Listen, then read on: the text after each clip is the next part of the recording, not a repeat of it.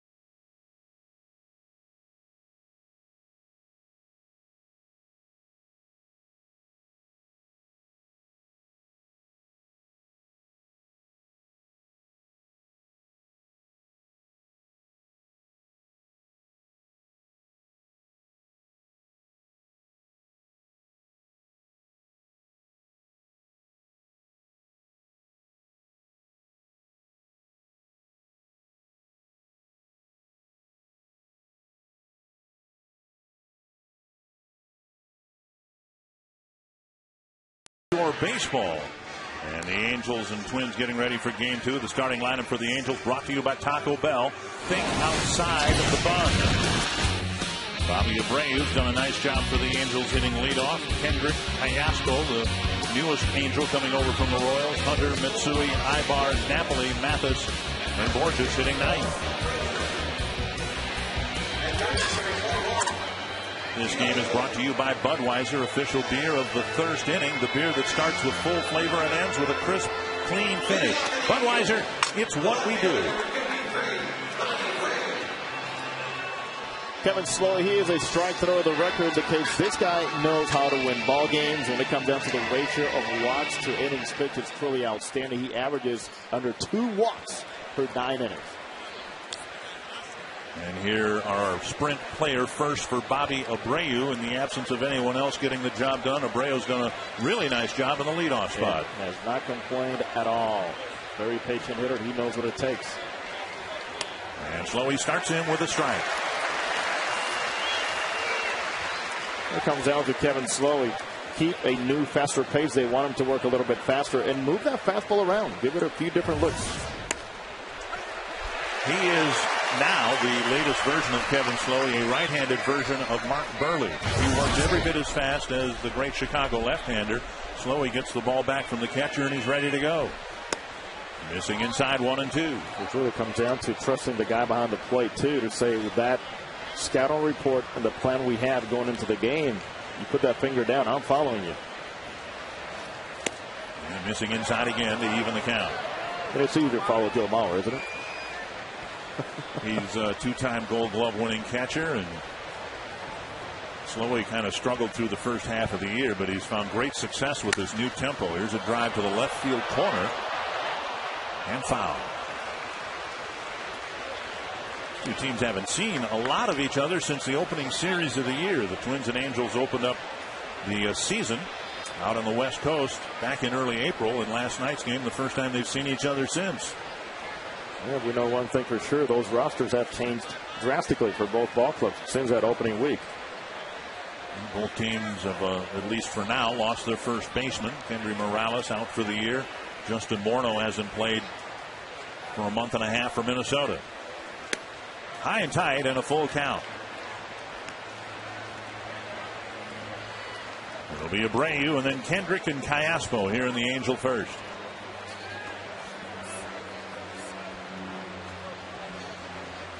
And a drive to center. Span catches the liner for the first out. A bid for a hit turned away by Abreu, or by Span, and in his last outing, Slowey didn't allow a hit. He was outstanding and really built up a nice pace on the mound. Pitching to contact, that's nothing new. He has the best defense behind him in the American League of those Twins, and a very tough decision for their manager later on. There's another fly to short center. Span hustling in, and he makes a nice sliding catch in center. Span coming in first on a line drive, and now a little fly ball, and he covered them both. That's a reason why they are the best defending team in the American League, second in the major leagues. A great read, going not only on the swing, but the sound off the bat. Off the end of the bat, he knew exactly which direction he had to go. Breaking in first. Two down, and here is Callaspo. Callaspo coming over from the Royals. And Mike Scioscia right now at least having him hitting third in his lineup, and Slowey misses high, ball one. And he is a very capable number 3 hitter, but in a perfect world, Bobby Abreu is hitting third. Time called, and you'll see this from time to time. Here's an interruption as Callaspo asked for time with home plate umpire Jerry Lane interrupting play. A video going up on the one of the scoreboards here.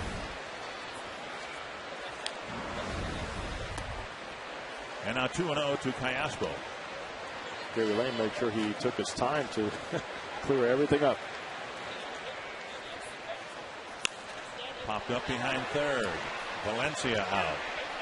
Hardy out. And Valencia in foul ground as it go off the tip of his glove. So another swing for Callaspo. Yeah, a little different starting time, as sometimes it takes a young player, especially like Valencia, who hasn't played a whole lot of games in the big leagues, to get used to the foul territory, where the sun is, and how that ball is fading up the left-hand at bat. Throughout the morning and early afternoon, cloud cover here in Minneapolis, but now mostly clear skies. 2-1, and Callaspo takes up high 3-1. Every player I talked to during batting practice said, please stay cloudy. Right.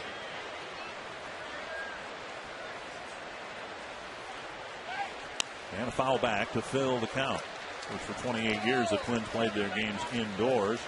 Been a little bit of an adjustment for the players to get used to playing outside, particularly in the afternoon games. There's been some lighting issues, reflection, shadows. Real baseball. Well, that guy on deck can tell you a lot about that, can't he? Corey Hunter.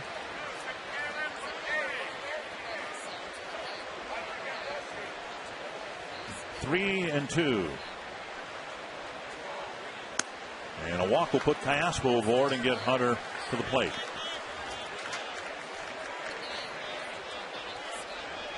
Earlier today, Michael Goodire warned Torrey Hunter about playing a day game in Minnesota outdoors.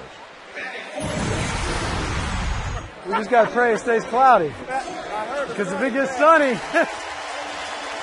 yeah, if it's sunny, it might be 15 innings and no hit balls from both teams. Because you can't see at all. And right about that time, the sky started clearing. Little psychology used there by the veteran Michael Goodire, huh? And Hunter takes strike one. They've taken some steps to remedy the situation here. They have repainted the batter's eye out in center field a darker color. But hitters will still tell you that it's a little bit too bright out there. Busted bat and a little pop-up toward Hudson. And another hitless inning for Kevin Slowey. And the Angels come up empty in the first.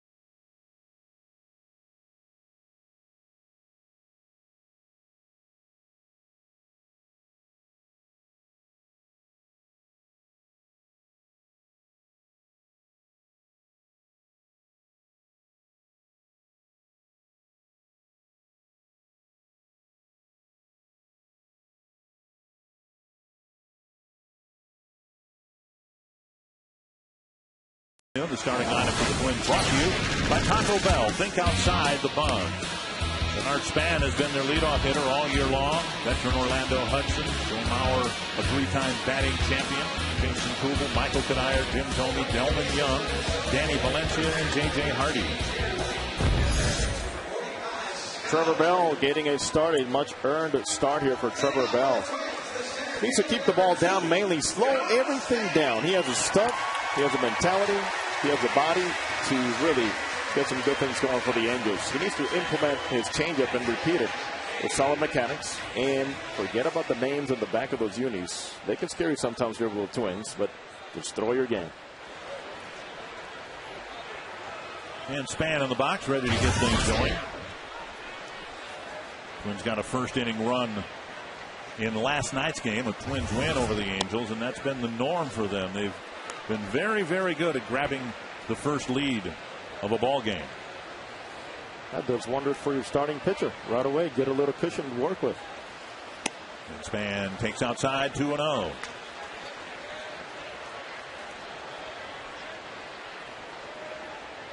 Span, Hudson, and Mauer lined up to face Trevor Bell, looking for his first win as a starter. And a strike at the knees, 2-1.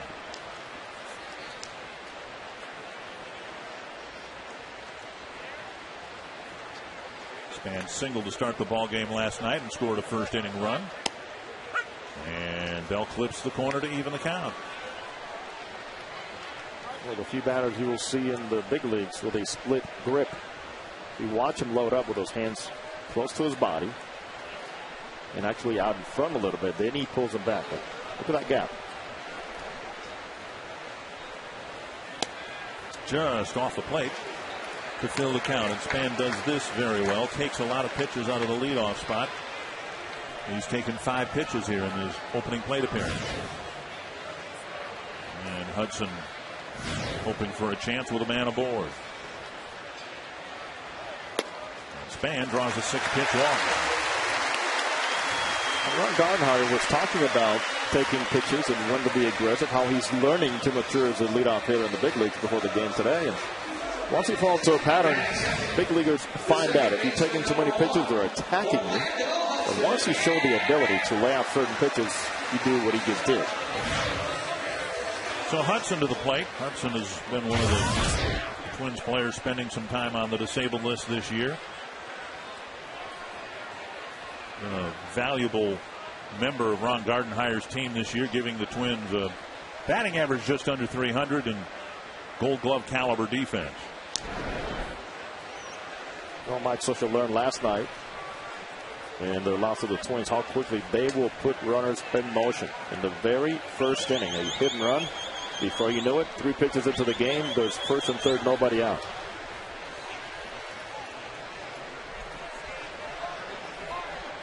After Span's single, Hudson delivered a hit and run single. And the approach against Mike Scioscia, do it to him before he does it to you, I guess. I guess all these two guys have seen each other so many years now. In fact, Scioscia and Gardenhire matching up in the ALCS back in 2002. 1 strike to Hudson. Talk about Span and his split grip. Hudson, the only player I've seen who has unfastened batting glove.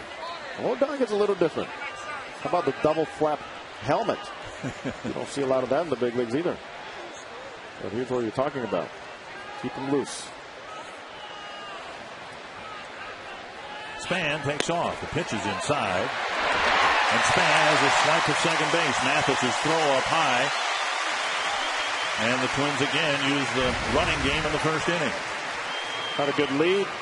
Good first drive with that elbow going up. Before you know it, sliding in easily. And he takes that inner route. That's what I like. He takes an inner route towards second base. See, a lot of guys nowadays take the outer route. They have to almost make a diagonal line towards the base. So now 1-1 to Hudson with Span at second.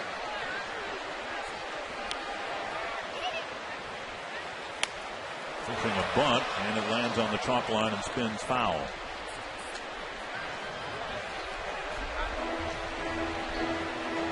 Here our sprint player first for the on-deck hitter, Joe Mauer. He hit his first home run in his new ballpark here Wednesday against the White Sox. He hit his first 7 home runs away from his home ballpark.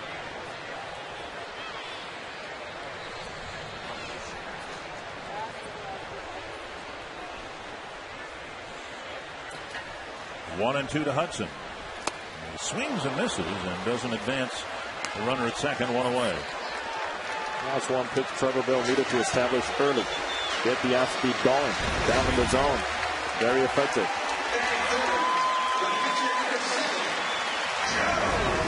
And Mauer coming to the plate with a chance to drive in his 67th run. Wednesday night in the 5th inning against Gavin Floyd. It finally happened, and I guess predictably, to the opposite field after being stymied at home for the better part of the season. Sorry it took so long, but glad to win out today and glad to get the win.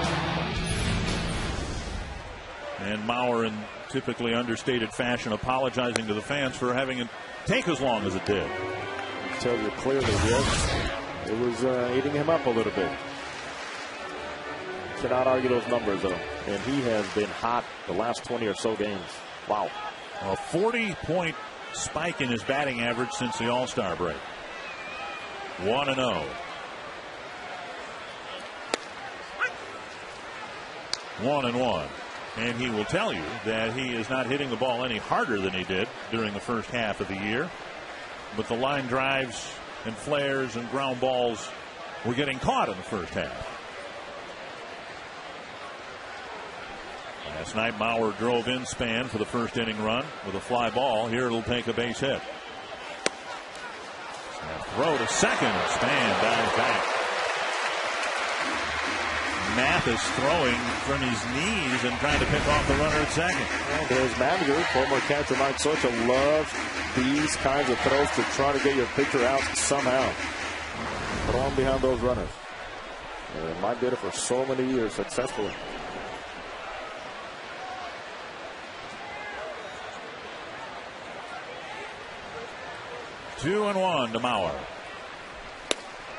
And now 3-1. First base is open. Jason Kubel on deck last night. Mike Scioscia elected to intentionally walk Mauer with first base open, but then had to pay the price. Hanging breaking ball, Dan Herron, Jason Kubel. See you later.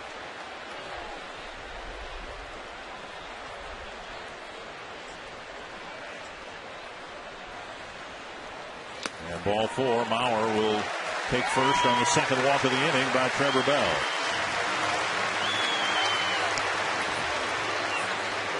After the intentional walk in the third inning, Kubel did this.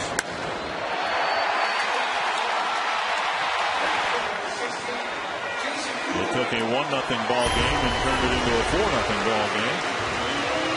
I'll tell you one thing Kubel does better than a lot of left-handed hitters with power is that he stays on the off speeds in the outer half.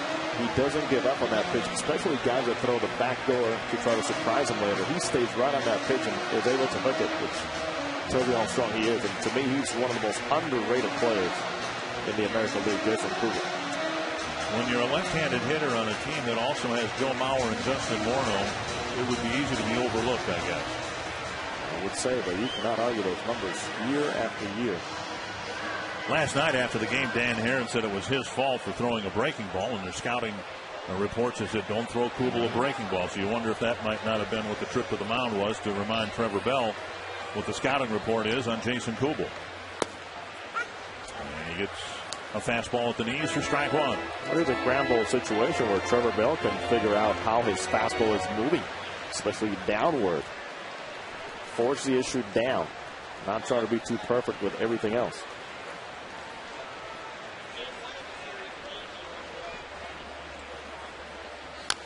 Chop near home plate. It's a fair ball, and both runners will advance. Span going to third, Mauer to second on a chopper on or right in front of home plate. A lot of times catchers have a hard time just staying put, making sure his ball's going to stay fair, number one, and not jumping ahead too early, thinking about getting that lead out. But good job by Mathis. See how he squared up his body, make sure he catches it at the right angle. Clears the lane and throws him out. Again, a good pitch by Trevor Bell. Good off speed.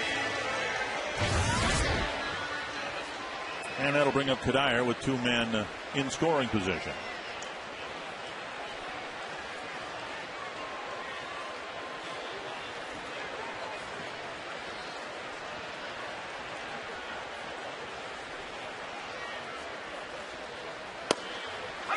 And the first pitch over for a strike. He has been Mr. Versatility. Wherever the Twins have needed him, position-wise, he's played. He's produced. This year alone, he started in right field, in center field, at third base, at second base, and now with the injury to Justin Morneau, he's been the everyday first baseman. 1-1. Well, you want better leadership than that? It's like, even going back to last season, we've mentioned this in the Open, when the Twins found themselves 7 games out September 6th. Every highlight you saw in the big innings, it was Michael Kadire being involved. Offensively and defensively. Punto started the year as a third baseman. Kadire flaring one foul, 1-2.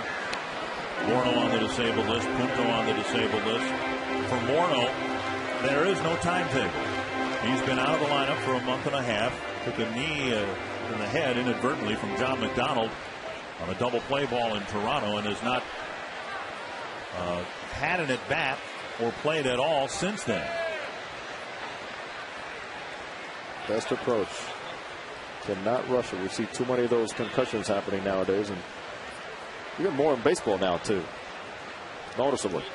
1-2 to Kadire. And now 2-2. Bell trying to pitch around a couple of first inning walks here. And as Kadire warned Torrey Hunter, we haven't seen any really good swings here. We've seen some squibs and some busted bats. There was a line drive off the bat of Abreu to start the game.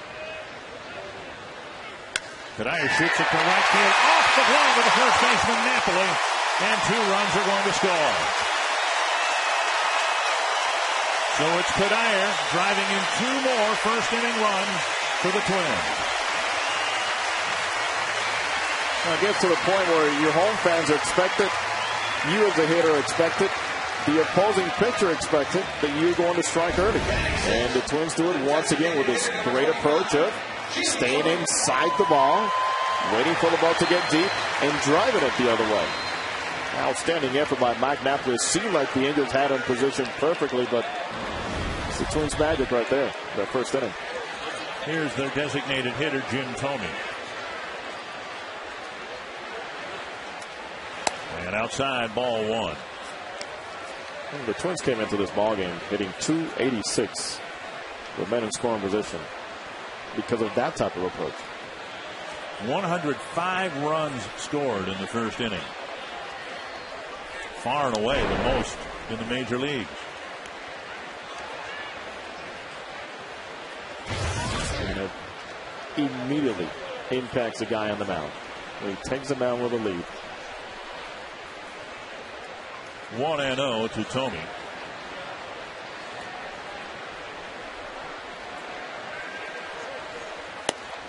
And now 2-0 with Justin Morneau out.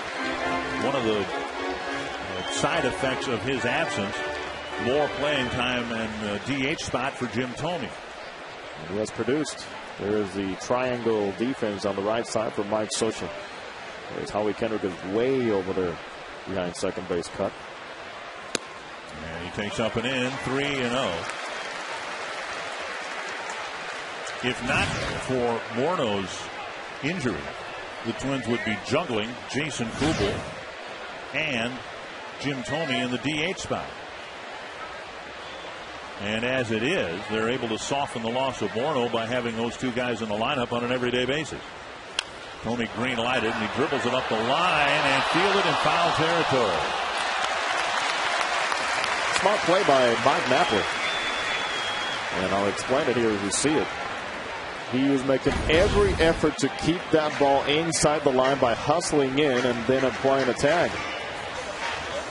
One of those things you see over and over. And let's remember, his primary position is catcher. Right. It's a great instinct by Mike Napoli. Napoli, one of several players asked to play first base in the absence of Kendry Morales, who's lost for the season. 3-1 for the Twins' designated hitter. And another throw to first.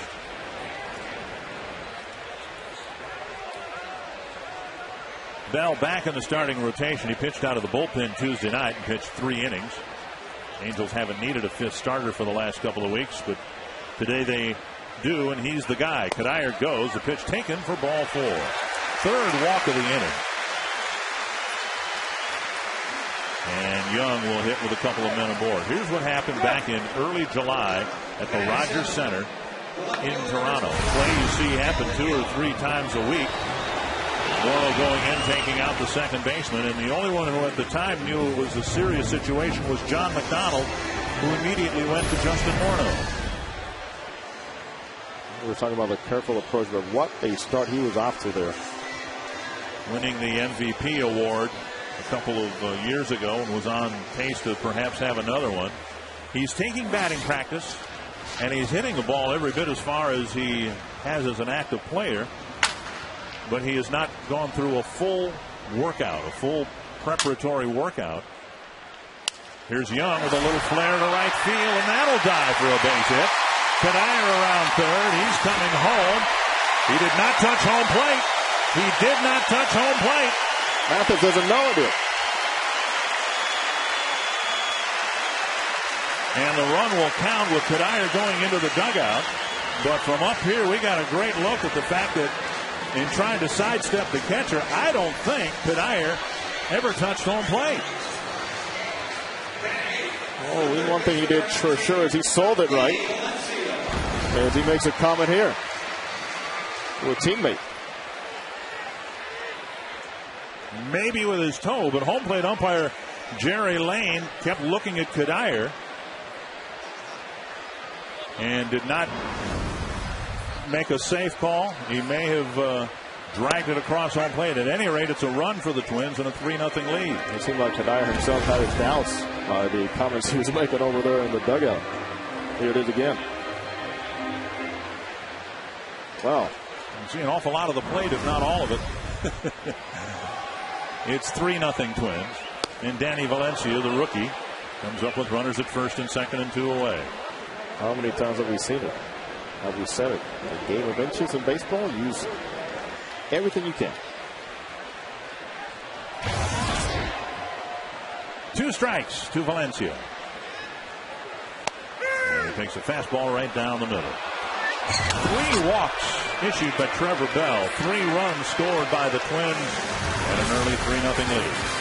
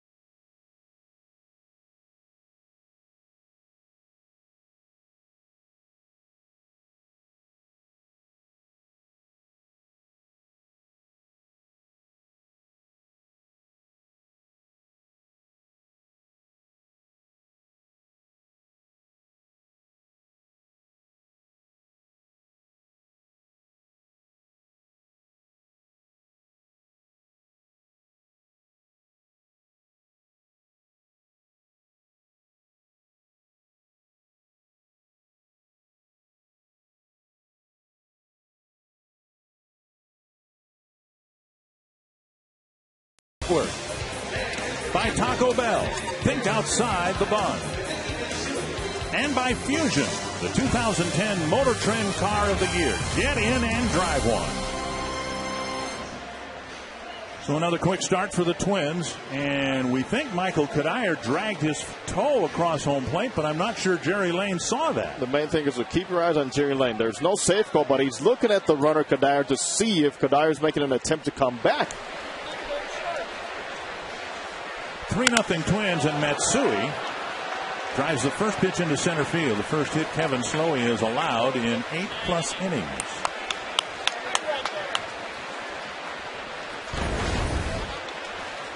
Great effort by Kadire trying to drag it. But you see there's no safe call by home plate umpire Jerry Lane. You see Kadire trying to play hopscotch there to touch home plate, but Jerry Lane never gave the safe call and followed Kadire all the way into the dugout visually to see if he was going to come back and try to touch home plate. And if Mathis had been aware of all that, they may have been able to get an out call. The key is where Mathis was. He was to the left of home plate, so he had no view to his right as to what had happened in that area. Here's Eric Ibar, 1-0. And Matsui takes off, and the pitch golf to right field. And that drops in front of Kubel. And now the Angels start the runner at first. And now they've got a first and third with nobody out. Well, that is a type of offense Mike Scioscia knows well. And rarely would you see Mike Scioscia put Matsui in motion, but that's how desperate this team is. Get that leadoff guy on, and then you try to create something by shortening your game. Quick pace offense. So first and third, nobody out, and Mike Napoli.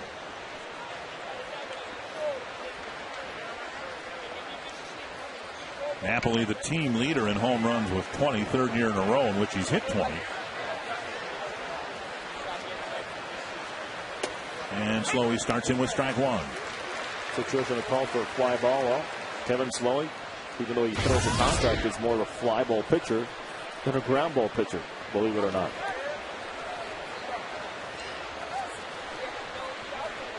One strike to Napoli.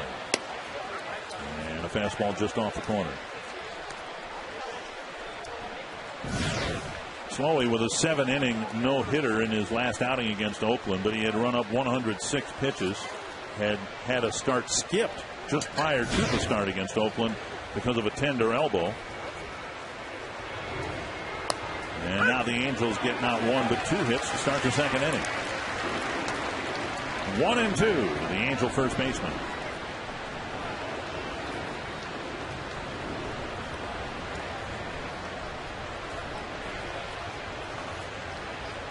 Slowey not known as a strikeout pitcher, but Napoli known as a strikeout hitter. And so they just missed the inside corner. 2-2. I think for Mike Napoli is he takes a lot of third strike calls. And one reason is a lot of times he doesn't follow the ball all the way into that glove. 2-2. And now wide of the plate to fill the count. Mathis, the up is putting that last run on you. He's saying it's all your fault. Napoli will be followed by Jeff Mathis. And you guys missed it. Your manager sucks.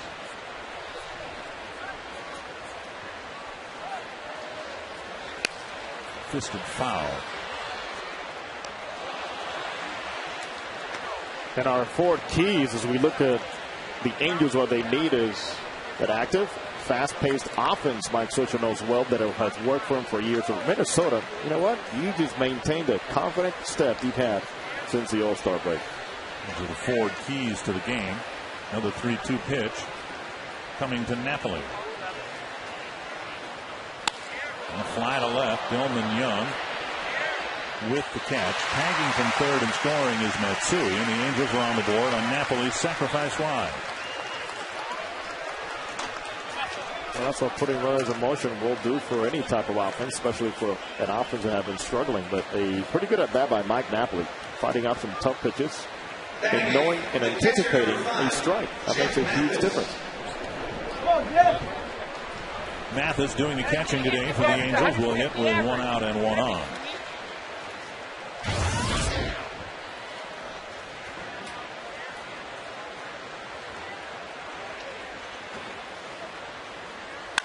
This one driven to center field. Span going back. And on the track he hauls it in. This is a very difficult ballpark to hit it out. Generally, but specifically to center field. That ball was hit pretty good. And Mathis came up about 15 feet short. That ball was absolutely crushed, and it did not go anywhere, especially on the daytime. I'm surprised it didn't go much further. Good swing by Mathis. And Ibar was grounding second base out there, but the way Span feels that ball tells you how much he knows his territory back there, doesn't it? First, when you open up a new ballpark, you have no idea how the ball is going to carry, whether it's going to give up a lot of home runs as the new Yankee Stadium did last year. But without question, this has gained a reputation very quickly of being a pretty good pitcher's ballpark. He can make mistakes up in the zone, middle of the plate. Peter Borges, the new Angels center fielder, with 1 strike. Borges supplanting Torrey Hunter in center, pushing Hunter to right field. And there's no question that Borges can cover the ground out there. He's one of the fastest players in the league. Here are the home run totals for the different ballparks. And you can see Target Field right in there with Safeco Field and some of the other ballparks known as pitchers' ballparks. Citi Field in New York for the Mets. Heard the complaints immediately last season from their sluggers. 1 strike to Borges. Hit hard to left field. And that ball is gone. Borges with a home run to tie the game. His first major league home run. And the Angels answer with 3 in the second inning.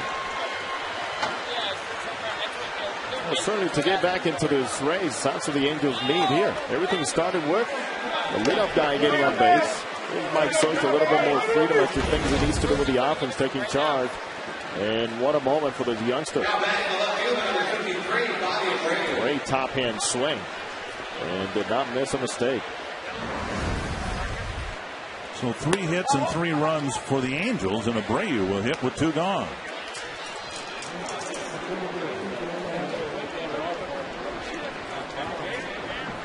Borger says, what pitcher's ballpark? Let me try that way. Going to blame it all on Mathis. 2-0 to Abreu with Slowey, who's been very stingy in giving up hits and runs, has given up 3 of each here in the second inning. Blasted to right center field. And that's gone. And the Angels take a 4-3 lead. Can you see that graphic again? Not many have gone out over that scoreboard in right center field, but Abreu just did it. And the last 3 balls have been hit very sharply against Kevin Slowey. Slowey has had some problems with the home run ball. He only allowed 15 home runs last season. Now we're up to 19 this year. There's a no doubter. Day, night, double wall. It's the sound of the bat said it all. Rick Anderson, the Minnesota pitching coach, to the mound. Matsui jumped on the first pitch of the inning, singling sharply to center. And the Angels bounce back with 4 runs here in the second inning. Next week on Fox Saturday Baseball, 2 of the National League's best collide as Chase Utley and the Phillies take on Adrian Gonzalez and the NL West leading Padres, or the AL Central Twins head to Seattle to take on Ichiro and the Mariners. Coverage begins with This Week in Baseball at a special time, followed by Fox Saturday Baseball presented by Sprint at 4 p.m. Eastern, 1 p.m. Pacific on Fox. Check your local listings for the game and start time in your area. And a first pitch strike to Kendrick. Kendrick with a fly ball to Span, a little short fly ball. Span came in to make a nice running catch. 1-1.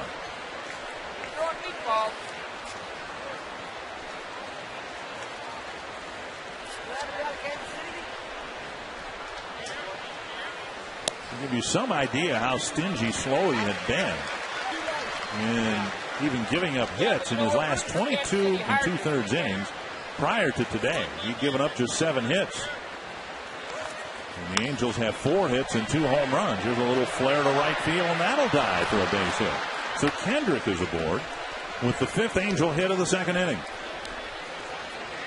I made the point about Slowey, even though a contact-type pitcher, having allowed more fly balls and ground balls, and the numbers read like this before the game: 196 fly balls, 131 ground balls, and there's times in which if you have the extra zip or maybe just a little bit more movement as a fly ball pitcher, well, balls are going to flatten out and they're going to find the fat part of the bat. That's what's happened here this inning. Here's Callaspo, drew a walk last inning. And Slowey misses the outside corner, ball 1.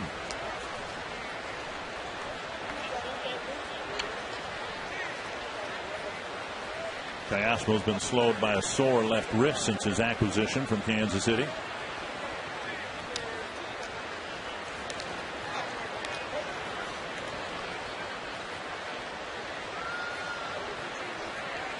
And in a sense, it makes sense that he'd be with the Angels because for 5 years he was in their farm system and played with a lot of the current Angel players. A lot of the guys coming up through the system. At one point, they were pretty much believing that it was going to be the combination Eric Ibar at short and Callaspo at second base. Really became an established big leaguer for the Kansas City Royals. And it's pretty much an extra base hitting machine. 1-1 to Callaspo. Has hit well against the Twins and even has a couple of home runs here in this ballpark. He has been playing with a sore, even a bruised left hand, left wrist. It has affected his swing a little bit. He's got a short stroke, and we see not a lot of path to the ball in the strike zone. And Slowey misses again, 3-1.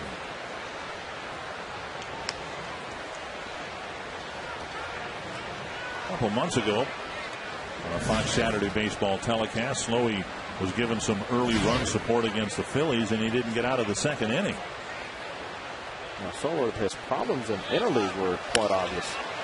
Too tall for Hudson, another base hit with the runner going. Kendrick, he'll gain third base. And Slowey having a terrible time getting the third out here with 4 hits in a row and a couple of home runs. Well, Mickey Hatcher, the Angels hitting instructor, former Twin himself, is every day trying to prepare the players on an individual basis as to who they're facing.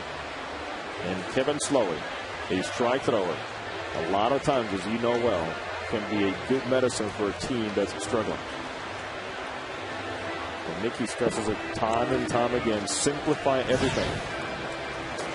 Jeff Manship warming up in the Twins bullpen. He relieved Slowey in Philadelphia a couple months ago in the second inning. And he's warming up in the second inning here tonight. Ninth man to bat here in the second is Torrey Hunter. He had a busted bat pop fly to Orlando Hudson. Wrap up the first inning.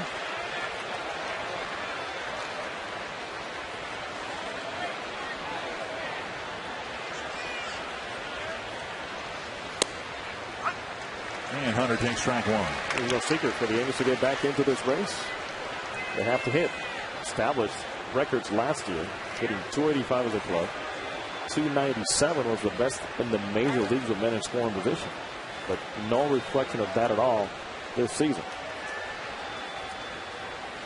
Well, I guess what surprised me or impressed me about the Angels last year, they had 11 different players with 50 or more runs batted in. It wasn't Vlad Guerrero and Torrey Hunter. They had balance beyond the 9 spots in the batting order off their bench. Guys like Rivera were able to produce runs. That's why it's baffling so many within the organization. What has happened so far? 2 strikes to Hunter, and the pitch is up 1-2. Torrey Hunter only played 42 games after the All-Star break last year because he was hurt. Vlad Guerrero only played 100 games total. The health was an issue, but guys stepped up pretty much the way the Twins have done it this year without Morneau. Guys stepping up. 1-2 in a painfully long inning for Slowey, and now it's 2-2.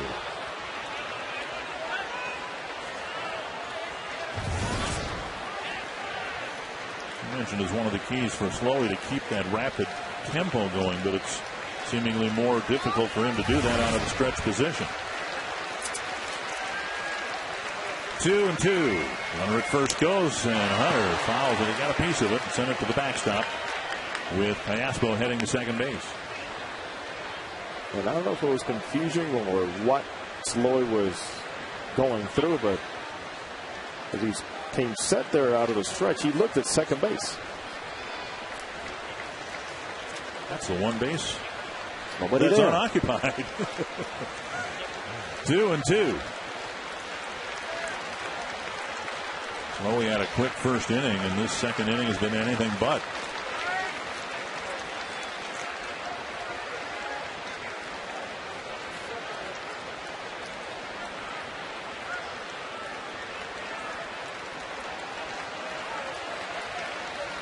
Long look in to Mauer, and now they're going to try to get their signal straight. And this was one of the issues earlier this year with Slowey on the mound. He and Joe Mauer had a hard time getting on the same page, and what they wanted Slowey to do, in addition to work faster, trust your catcher. Now consider something that not a whole lot of teams do. You saw the tapping by Mauer behind the plate, multiple taps in his body, and multiple signs, but there's nobody at second base. So it's just a matter of what Rick Anderson wants as the pitching coach in keeping the flow and consistency with men on base. There you go. Once again, multiple signs. 2-2 to Hunter. A fly ball right field. Kubel has it measured, and a very long second inning comes to a close. A very good inning for the Angels. A couple of home runs and 4 runs, and the first lead of the second inning.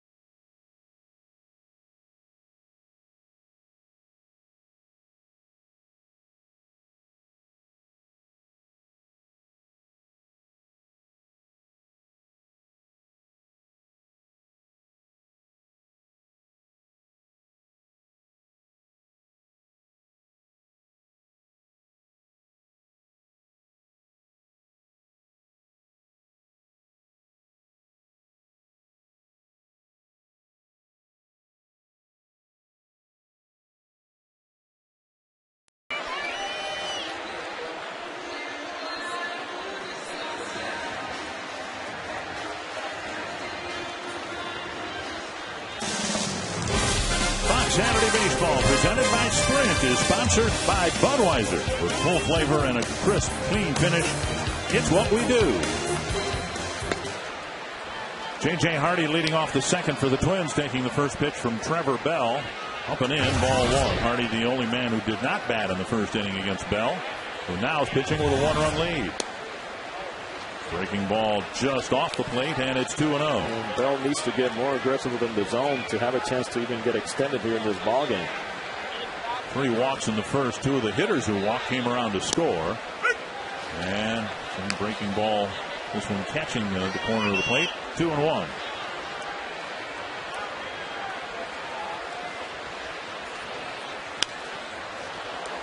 Fouled over the screen. 2-2. One of the things that Bell has done well so far is he's kept the ball in the ballpark with just 1 home run allowed in 39 1/3 innings pitched. 2-2. And now a full count with Span on deck. Yeah, he's still trying to be too fine in hitting corners. What Jeff Mathis has told me before the game is I want to emphasize down more than anything. In or out, but down. And Hardy spins another one back and out of play.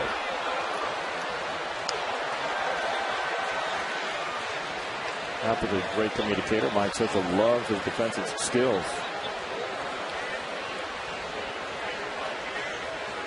One's up fastball away. He missed it inside, and Hardy will draw the second leadoff walk in as many innings, issued by Trevor Bell. In baseball, there's a few things at any level, as you know, Dick, that just are very unforgiving. The leadoff walks and the 2-out walks at any level, they will come back eventually and hurt you. Well, the Twins sent the runner in the first inning after their leadoff walk. Span a speedier runner than Hardy. The Angels started the second inning with a hit and run. We'll see what, if anything, the Twins do here with Span at the plate. And Hardy check at first. Well, one thing for sure is Alberto Callaspo knows and respects Span's ability to bunt the ball and deaden the ball. And as Mike Scioscia is always in control of the running game, try to keep it under control for its catcher. Span motions as if to bunt, but takes ball one. With Jose Mota, Dick Bramer. Hot and muggy Saturday afternoon in the Twin Cities. Twins and Angels annual entrance into the playoff field for Major League Baseball. Both hope to get there again this year. 1-0 to Span. And he bunted it off his foot. Who's going to be overruled on that one? And it'll be a strike to Span, I believe. Now, Jerry White is arguing at first as if Span has been called out for bunting and bunting it into himself out of the batter's box. If anything, it should just be a strike. Is Mike Estabrook at third base. Immediately, the third base umpire pointed that there was a swing, an attempt on the bunt. Right there, he's out of the box, hit by a pitch with his foot out of the batter's box. So he never did make contact with the bat. And he almost stood or stepped on home plate. So Span hit by a pitch, and he'll come back with a 1-1 count.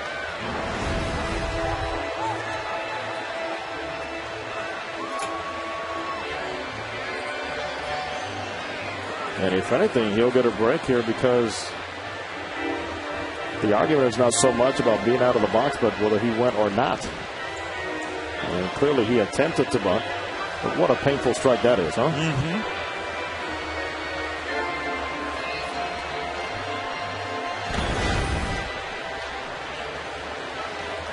There's no doubt he stepped maybe a little corner of home plate. Span's okay, and will resume the at-bat with a 1-1 count. Perhaps he should have been out. There's Jerry Lane, Mike Winters, Hunter Wendelstedt, and Mike Estabrook, the umpiring crew.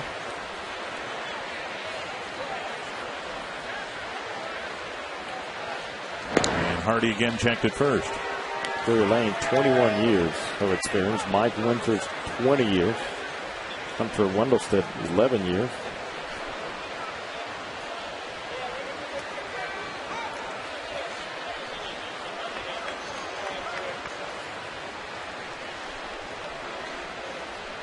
And Span with a foul, and now it's 1-2.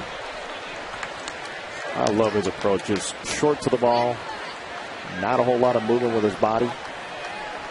All those you guys nowadays just depend on the hands. A quick landing, soft landing with his front foot, and then strike with the hands. Twins do a magnificent job throughout the minor leagues in bringing players up that know how to implement their game immediately in the big leagues. And it's been happening for many, many years.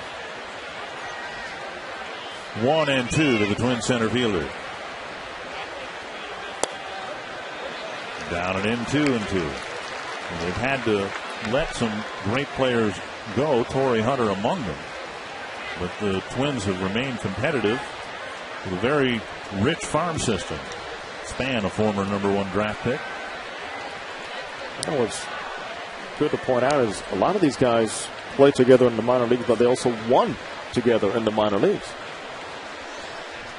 Span checks his swing. The ball kicks away from Mathis, and that'll allow Hardy to move up a base. And now it's a full count to Span. So a wild pitch allowing Hardy to go to second. Let's watch the blocking here by Jeff Mathis. There's not much you can do on that one. That just skipped out to third home plate. Bell, who issued 3 walks in the first, has already walked the leadoff man here in the second. Now is in danger of walking Span for the second time here in the second inning.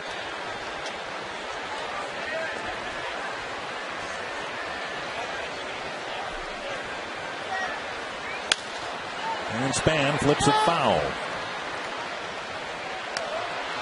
And believe me, that's not a letting you get him over type of swing. And there shouldn't be. In this case, 2 strikes, you've got to hit the ball hard wherever you can. One of the things that they have come to understand is they rise through the system. Span hoping to, at the very least, get Hardy up to third. Twins find themselves down a run here thanks to a 4-run top of the second inning. Lifted to left center field. Hardy setting up for a tag. There's the catch made by Abreu. And Hardy alertly moves up to third. So not the 2-hopper to second base to advance the runner, but a fly ball deep enough, and the tying run is 90 feet away. Gets it done. Bobby Abreu, as you might have noticed, he called that ball very early with the Angels' new center fielder, Peter Borges, who's covering so much ground. One thing the corner outfielders have learned is say it early, because he's coming. Might have led to one of the key plays in the ball game last night with Juan Rivera in left field, and he and Borges didn't communicate that well, and Jim Thome, of all people, ended up with a leadoff triple. Infield in for the Angels for Hudson. And Hudson takes ball 1. Yeah, there's a moment that says keep the ball down.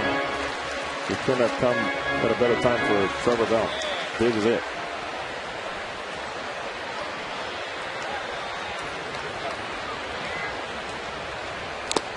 And Hudson waves through it, 1-1. As a hitter, what do you try to do here? Well, find out what the bottom of the zone is for you. Which pitch you're going to tell yourself, below that I am not going to swing unless I have 2 strikes. You're looking for something that gets elevated above your knees.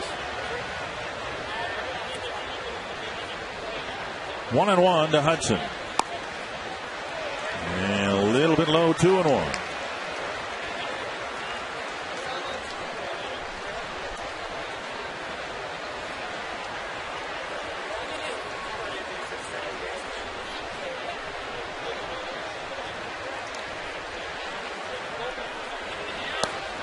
Backhanded by Mathis. And it's 3-1 with Mauer on deck.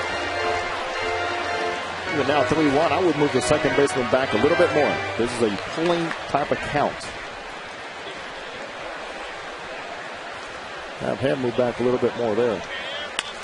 Grounded to the shortstop. Ibar looks the runner back and fires to first. And Hardy left at third now with 2 outs.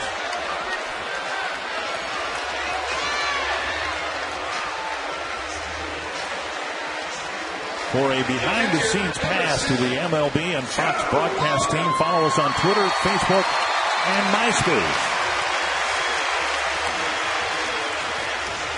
And with 2 gone and Hardy still at third, Mauer to the plate. He walked and scored in the first inning. Here's the situation Joe Mauer was talking to me about before the game is the shadows creeping in around this time. If you look at home plate and where the mound is.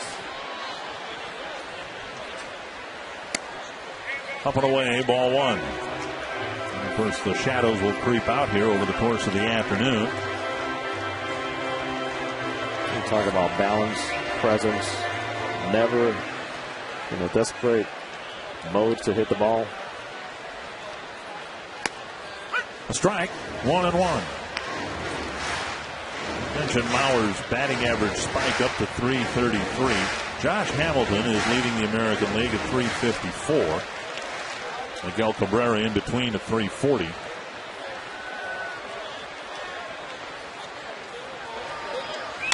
Slice down the line, but foul. Wouldn't take too much imagination, Jose, to look down the road and see Mauer at least contending for a 4th batting championship, if not winning it. It's going to be quite a race. Hamilton having a phenomenal year. He is the odds-on choice at this point to be the league MVP. But he's never hit higher than .304. Joe Mauer has 3 already under his belt. He knows what it takes, especially those last 2 or 3 weeks. 1-2 to Mauer, and Bell steps off the rubber. And the beauty of Mauer is it doesn't change. Keeps it quite simple.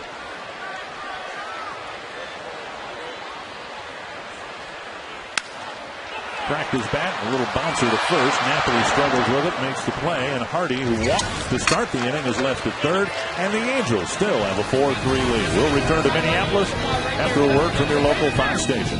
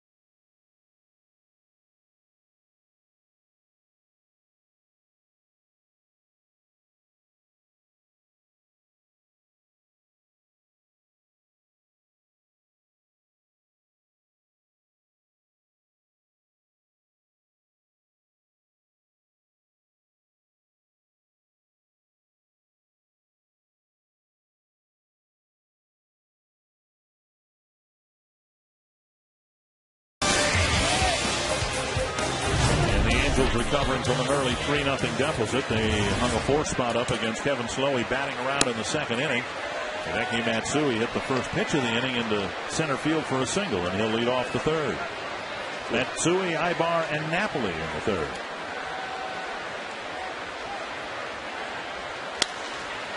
Fouling out of play, 1-1. It'll be good to see if Kevin Slower can keep that fast pace, stay under control, but also be on the same page with Joe Mauer immediately.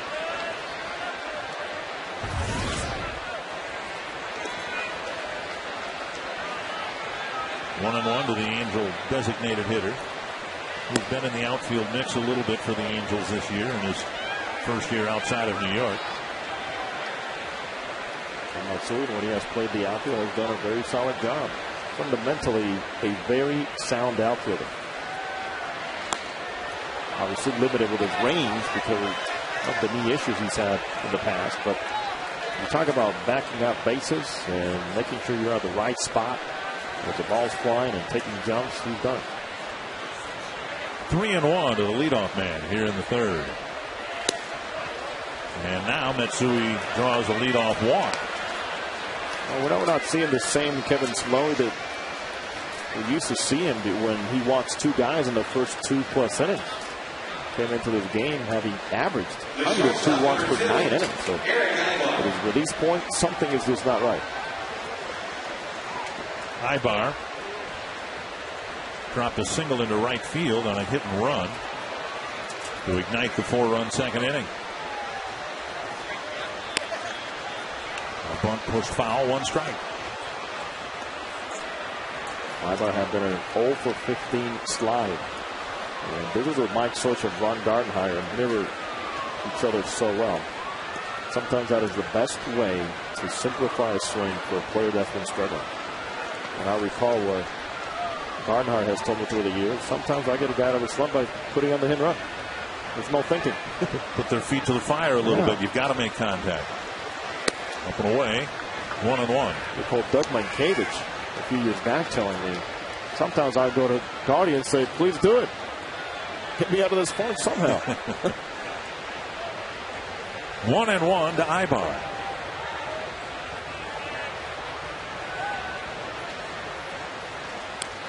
That's all part of the mental part of the game that is ignored in so many ways. But even though it is a physical response where you're doing it as a hit and run, swinging the bat, but it simplifies everything you're thinking about. Keep it simple. Find the ball and hit it. And by the way, you don't have to direct the ball and hit and run. Just try to hit it on the ground. When you talk about putting a hitter's feet to the fire on the hit and run, when you send Hideki Matsui, you're really putting the heat on because you've got to make contact. You've got to swing at a pitch. You can do that, of course, with Slowe, who's around the plate almost all the time anyway. You're trusting that that guy that plays going to make contact. Outside, 2-1. And in fact, that was only the second time this year that Matsui had been put in motion. First time, swing and a miss, and a throw out at second base. By about 20 feet. You cannot abandon what has gotten you there in the past. 2-1. And now 2-2.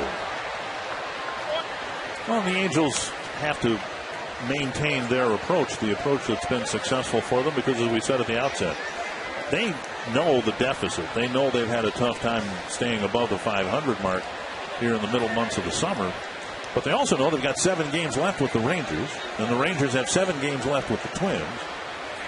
So with a quarter of the season left to play, the season's far from over with. You're absolutely right.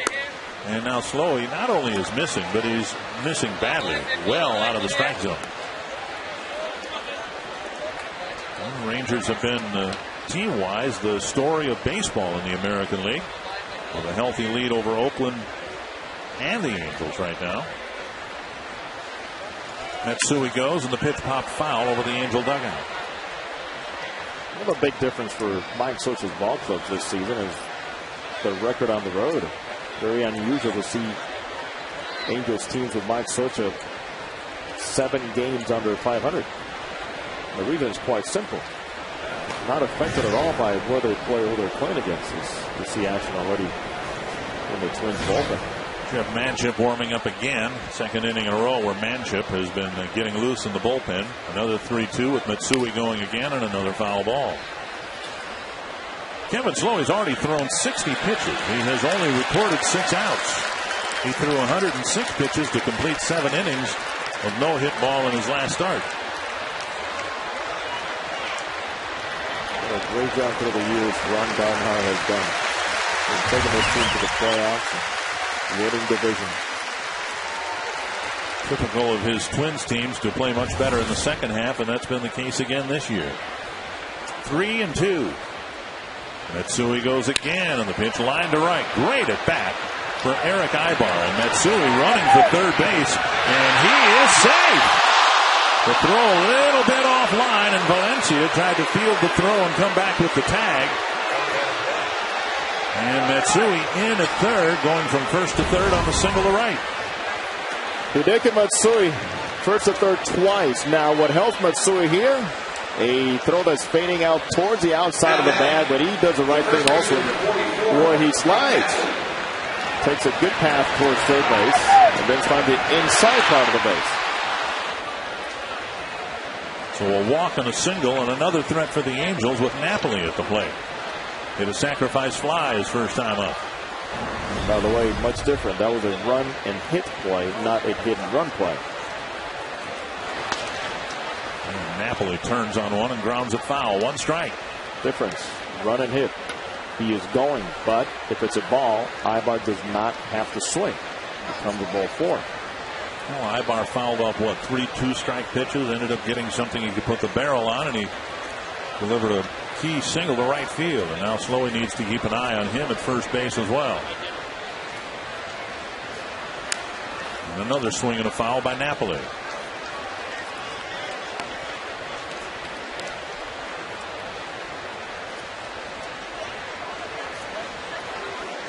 Pitchers are getting up there. Slower already at 63 pitches.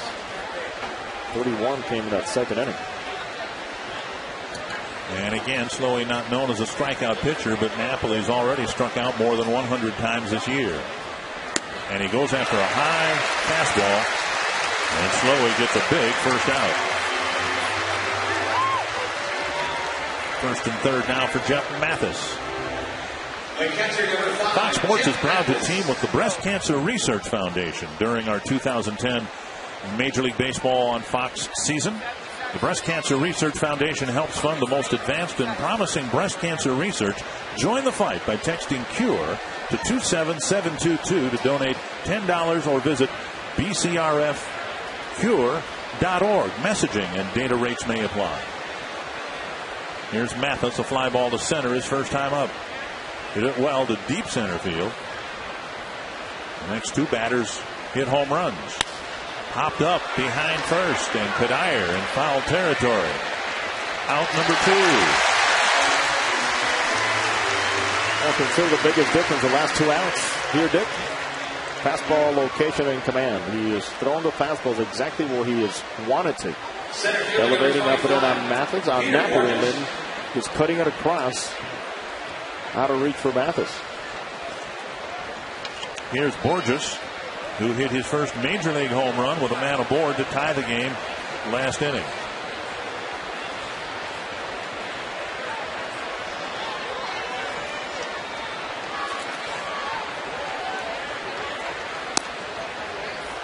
And Borges hooking one to left to tie the game.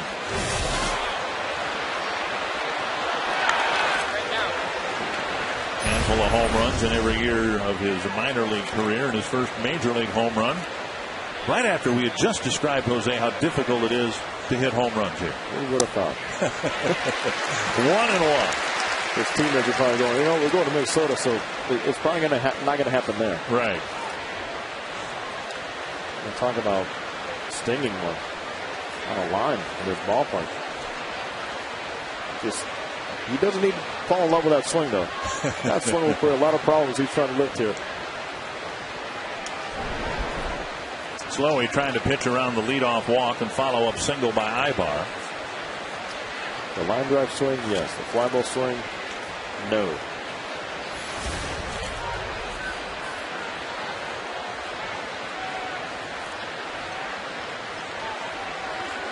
One and one to Peter Borges. And a foul back, 1-2. Fortress was swinging the bat pretty well prior to his call-up in the last month at Salt Lake City, hitting about, what, 439 prior to his call-up.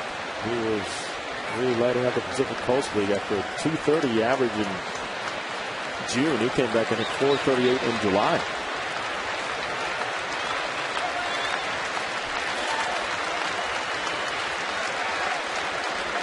Slowly trying to get his team off the field. 1-2 to the number 9 hitter.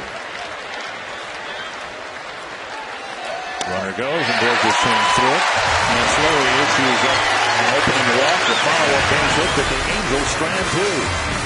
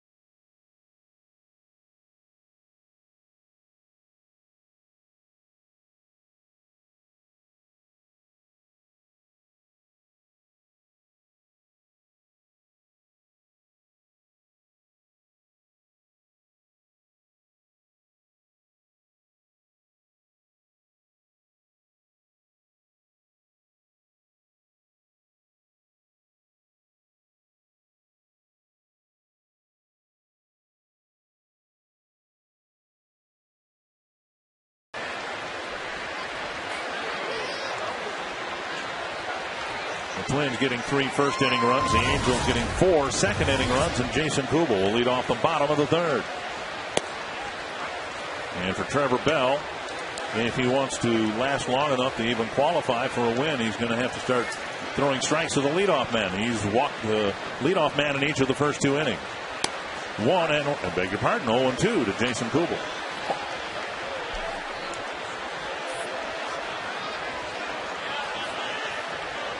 It'll be the middle of the Twins lineup here. Jason Kubel, Michael Kadire, and Jim Thome facing Trevor Bell. Got Kubel into an 0-2 count, and after he fumbles it again, but gets it to Bell in time for the out.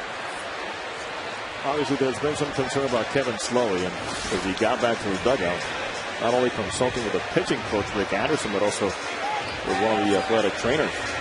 Rick McElwain, the lead trainer for the Twins. They've left Slowey alone. Mentioned before his 7 no-hit innings against Oakland in his last start, he was skipped once because of some tenderness behind the elbow.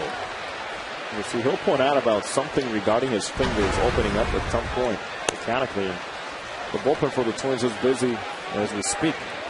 And it's Jeff Manship warming up again out there, which would strongly suggest that Kevin Slowey's day is done. 1-0 to Michael Kadire. And now a strike. It is Kadire, or was Kadire in the first inning, who lined a 2-run single to right. It is. This hand right here telling him something not great mechanically. That's on behind the ball. Kadire lifting one high and deep to right. Hunter makes the play on the warning track for out number 2.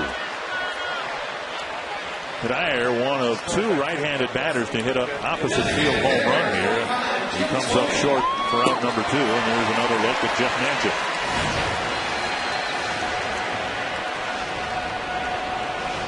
So 2 down, and that'll bring up Tomey.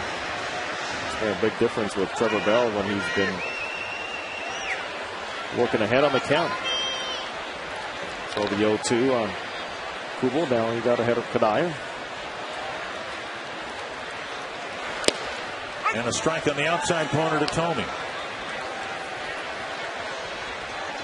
First time through the order, the Twins got a couple of hits and 3 walks against Bell. Second time through the order, he's retired all 5 batters. Jim told me this story that never goes away. Marvelous year. Who would have thought? 17 home runs. 1-1. And I'm saying who would have thought, not because he does have the ability to hit the ball out of the ballpark, but the at-bats, where were they going to come from? He's one off the team lead for home runs held by Morneau and Justin Morneau and Jason Kubel. So you can imagine if Morneau misses any more time or doesn't come back at all, a guy who was hired to be a pinch hitter and a part-time DH might be the team leader in home runs. We can only feel bad for that young man sitting in that dugout. Helpless. 2-2. And Tomey fouls it back. And as you said before, the Twins last year put together that great run in September to catch and then finally pass the Tigers, and they did that without Justin Morneau, who missed last year because of a sore back.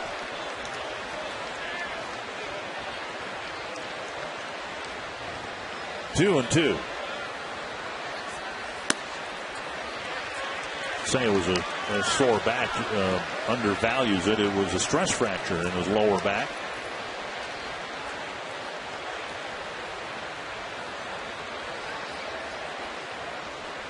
Three and two to Tomey with Delman Young on deck. And a foul back to the net. Still see a big shift with Jim Tomey, and you have to pitch to the shift. A lot of managers have elected to leave their shortstop in this position and move the third baseman over this way. Right. Just to have that shortstop in that familiar range and territory. And a tapper up the line rather than displace 2 infielders. You're only displacing 1. Displace 1. You make the third baseman shift over to the right, make a shorter throw, but you don't make his range a little bit tougher by keeping at shortstop. It's a matter of preference for each manager. Tomey with some 2-strike fouls and another 3-2 pitch coming. And he takes his second walk of the ball game. For the past 5 weeks, fans have voted to select who among 15 MLB clubs should receive a $200,000 Pepsi Refresh grant to make a difference in their community as part of the Pepsi Refresh project.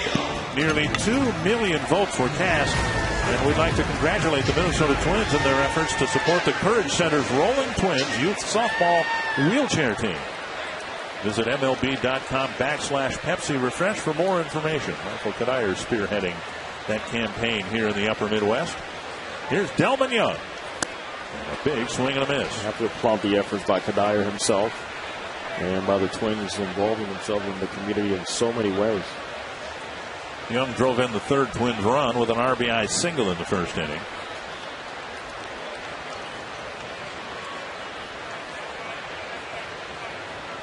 When Morneau missed play in early July and for the balance of the month, the mantra was, well, somebody's going to have to pick up the slack. Delman Young picked up the slack.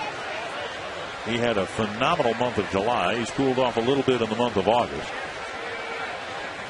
Swinging a foul, 1-2. Talking about bringing your game to a new level. There's 2 major stars missing there. Twins lost Joe Nathan in spring training with the ligament transfer surgery, the Tommy John surgery. He's rehabbing now, hopes to be back ready to go at the beginning of the year next year. 1-2 to Delman Young. And a breaking ball left in, and Young flares it foul. I think Ron Gardenhire made a very interesting, a very comical point today about the rehab assignments ending in September. Because the minor leagues are not running anymore. He says, trust me, we will find a way to rehab our players in September somehow. Any arms out there? Including you. Into the seats.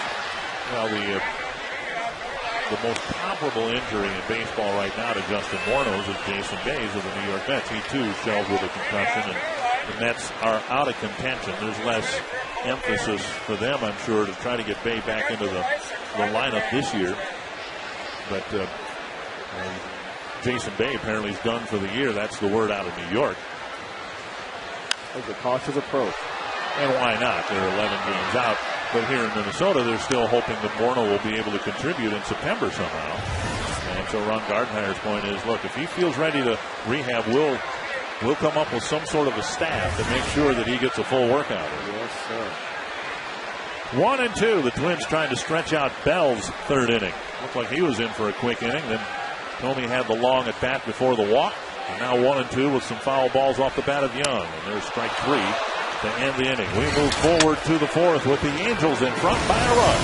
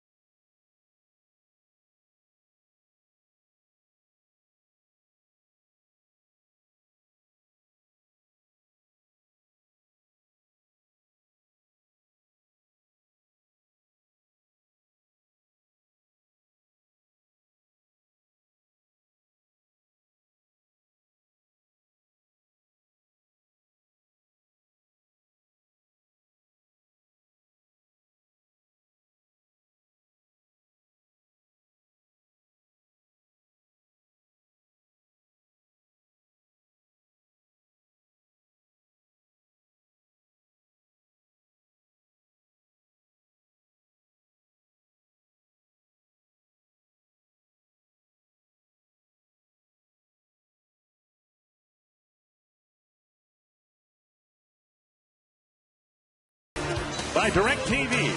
Watch your favorite team wherever you live. Only on DirecTV. And by new Gillette Odor Shield Antiperspirant. Help eliminate odor. Don't just cover it up. Beautiful day here in the upper Midwest.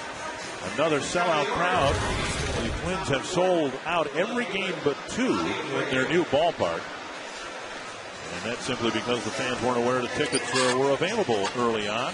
Twins do indeed have to go to their bullpen in the 4th inning, and they bring Jeff Manship into the game. He's done a nice job overall. A low in the 2's ERA in 6 games.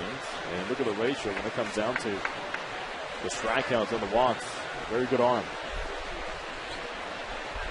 And Manship, the long reliever, a luxury the Twins haven't had all year long. Although for Manship, he recently was called up for the 5th time this year. And he delivers strike 1 to Bobby Abreu. Abreu hit a home run in the 2nd inning to put the Angels in front 4-3. The Twins had done a good job pitching to Abreu this year. He was just 3 for 20 against them, but he has hit higher against the Twins than anybody else in his major league career. It was just a matter of time, and he jumped all over a Kevin Slowey pitch for the 4th Angel run. Sharply hit and under Kadayer's glove. And Abreu has hit the ball hard 3 times. He's aboard with a leadoff single. Between innings, we had a chance to talk with Ron Gardenhire about the pitching change and the status of Kevin Slowey. Yeah, he was feeling fine all the way up until the last hitter, and then he said he felt a little impingement in the back of that elbow again, the one that he had to miss a start for him. We're not screwing around with anything like that, so we sent him inside and said that's enough for the day. He said he felt great all day, but the last hitter, there you have it. Gardy, talk to us about the challenges you guys have faced in day games here in this new ballpark. Well, you get a little, as you can see now, it's a 3 o'clock game more than anything else. You get a little shadow cutting across here, and as the sun comes down, you get a little something out there on the wall. With everything, it's a beautiful ballpark. It's perfect. We just got a few shadow issues, but that's the way it is. It's outdoor baseball. It's better than having a white roof over our head. And I think thanks, Gardy. All right, guys. Everyone will agree with that. The shadow from the overhang in right field. We mentioned they painted the batter's eye out in center field a darker color.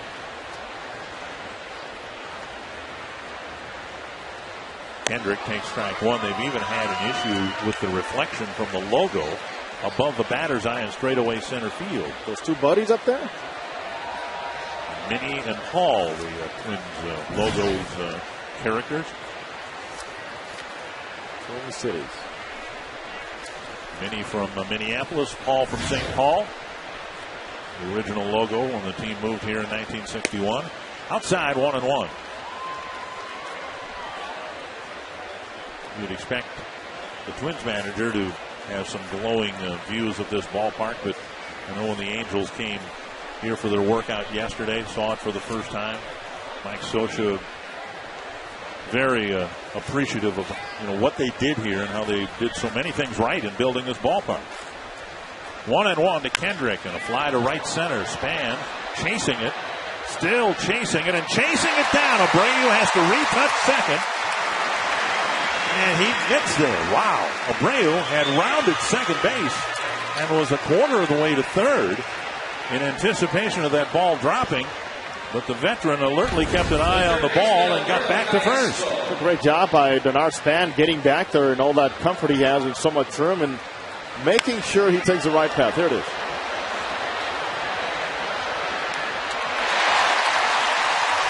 How many times those ADC runners round second and head down, go to third. And that's a really good base running play by Abreu to get back to the bag. Veteran player, no desperation whatsoever. And also he knows as an outfielder how much it was going to take for Span to get rid of that ball and move it into the outfield. Here's Callaspo, a walk and a single so far in his afternoon ledger. He drives another base hit to right field. Abreu checking into second base. And Torrey Hunter got his first look at this new ballpark yesterday and gave us his thoughts. Man, this place is awesome. When I was playing here in Minnesota, playing in the Metrodome, this was like a dream. And to come back here and see this dream at the finished product, this is awesome, man. I walked up to the stadium yesterday and was almost in tears. Like, wow, this is what we always wanted, and now these guys have it. First and second, Hunter at the plate, a pop up to second, a fly ball to right so far. And that the upper Midwest area has this ballpark to enjoy is due largely to the efforts of Torrey Hunter, the Doug Minkiewicz's, the Brad Radke's, Jock Jones, players like that who re-energized the fan base here almost 10 years ago to the point where they finally got the ballpark they were looking for. Great things happen when you are a consistent winner. In Hunter's case, he became pretty much the face of the Twins franchise at a critical time in its existence. Actually took into consideration some suggestions made by Torrey Hunter in designing this ballpark, including the clubhouses. And Manship drops a couple of curves over for strikes 1 and 2. And he was the face of this franchise and was an all-star player. And has given the Angels very similar numbers.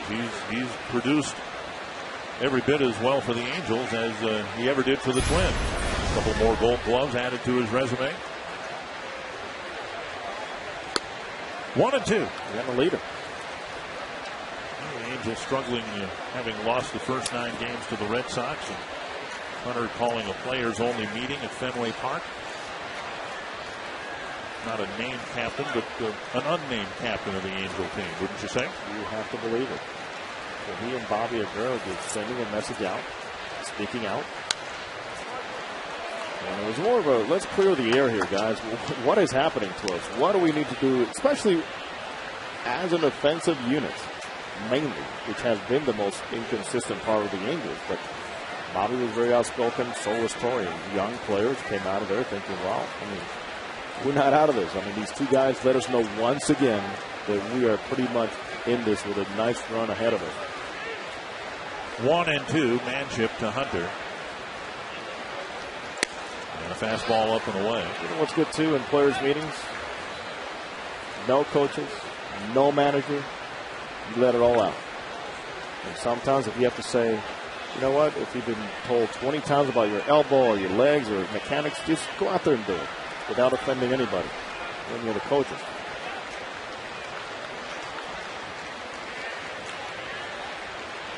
Two and 2 to Hunter. And a breaking ball, and Hunter tried to hit it out of his new ballpark. And a strikeout for the second out of the inning. I guess as he did not see this ball very well. Coming out of the sun, staying up in, not able to catch up with it. The shadow creeping out almost to the beginning of the slope of the pitching mound. I'll give credit to Matchup, though. He used it to his advantage, elevating above the letters. Here's Matsui. He started the 4-run at second inning with a single, and then started the third inning with a walk and got as far as third base. Manship misses the outside corner. Another unit of the Twins that through the years cannot be ignored. How they have the ability to shorten games because of the presence of guys and arms between the 6th and the 9th inning. 1-0 to Matsui. And there's a strike, 1-1. Beautiful off-speed pitch. Totally got Matsui out of whack there. Everything pretty much looks like a fastball all the way to the end.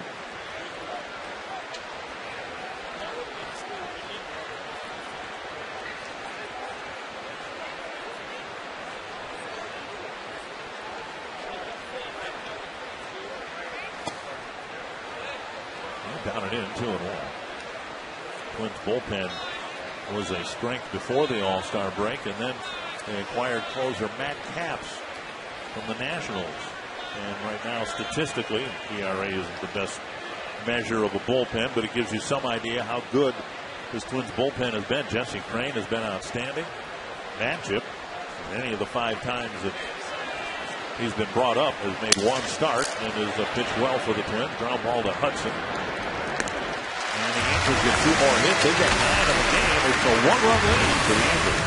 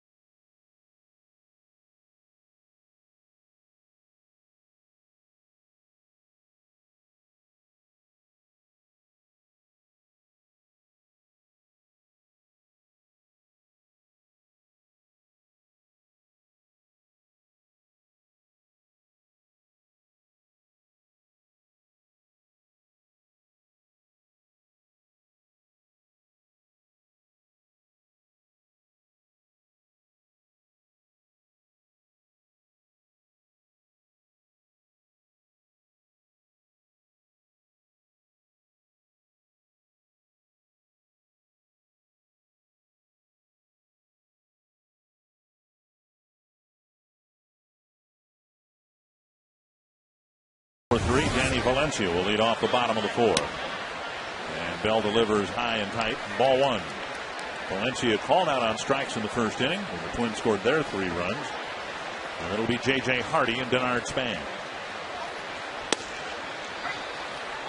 1-1.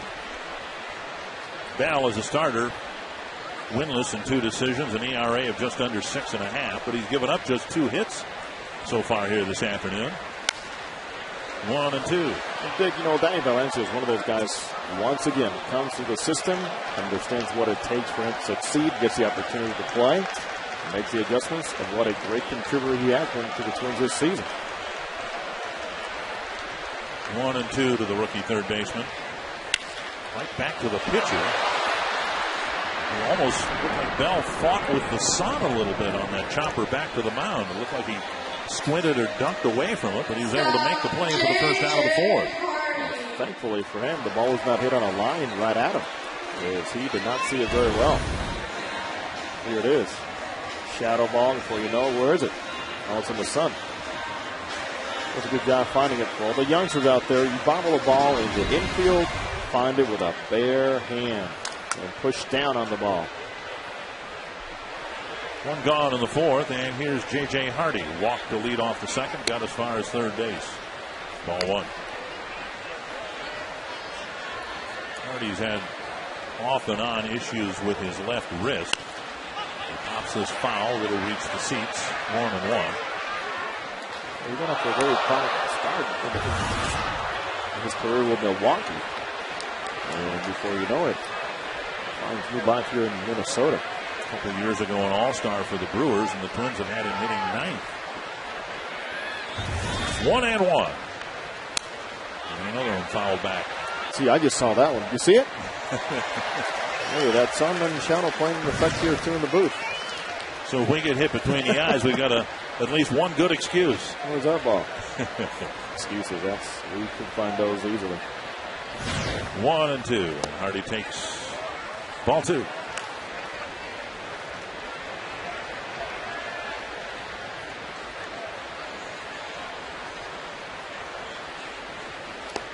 Hardy injured his left wrist sliding into third base, but it was unusual because it was a feet-first slide.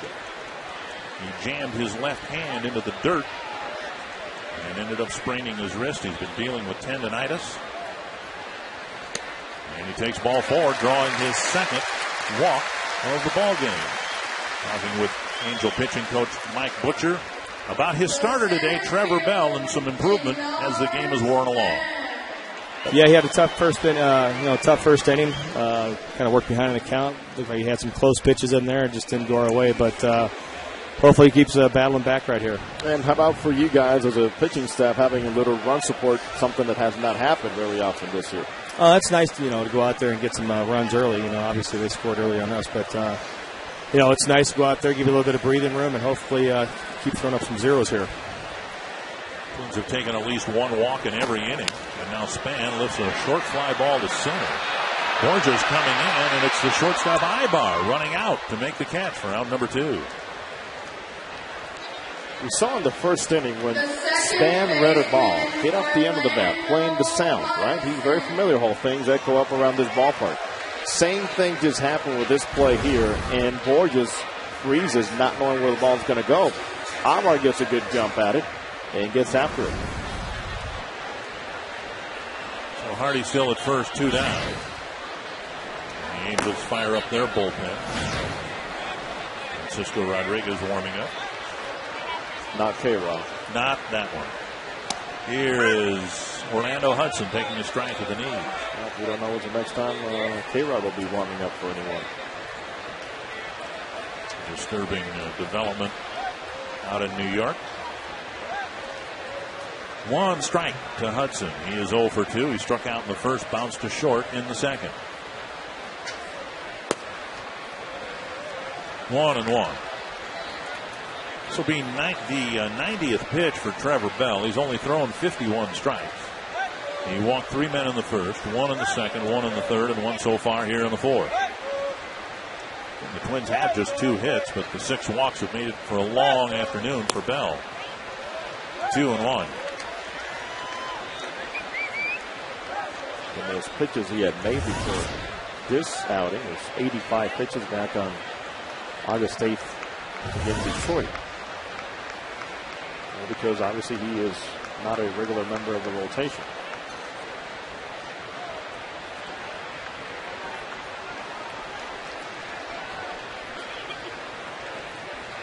We're through the trading deadline, the end of July, and now the August trading period too. You hear so much about teams trying to acquire front-line starters, Dan Herons, people like that, Cliff Leeds. But in reality, it seems like the biggest acquisitions that are made are starters that fill out the back end of rotation, the fourth and fifth starters, because as you play out the course of the season, the regular season anyway, your number 4 starter is going to get every bit the same number of starts as the number 1 guy. Better believe it. Another snap back. And Kendrick makes the play, and Bell has survived another walk and another inning, and to the 5th we go with the Angels up a run.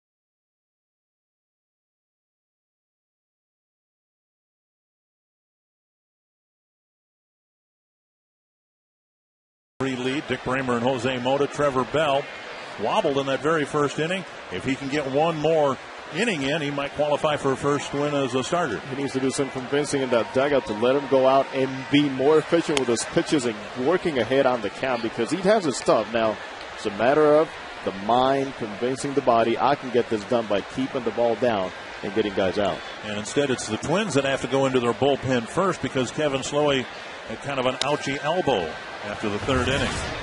Ibar with a fly to left. Delman Young makes the catch, and the leadoff man's gone here in the 5th inning. So Ibar retired, and that'll bring up Mike Napoli. Jeff Manship coming out of the Twins pen. Again, it's a luxury that Ron Gardenhire hasn't had all year long, having a designated long reliever. He's had his 5 starters and a lot of 1 or 2 inning guys, and Manship might be asked to pitch as many as 3-4 innings here and see how the game evolves through the middle innings.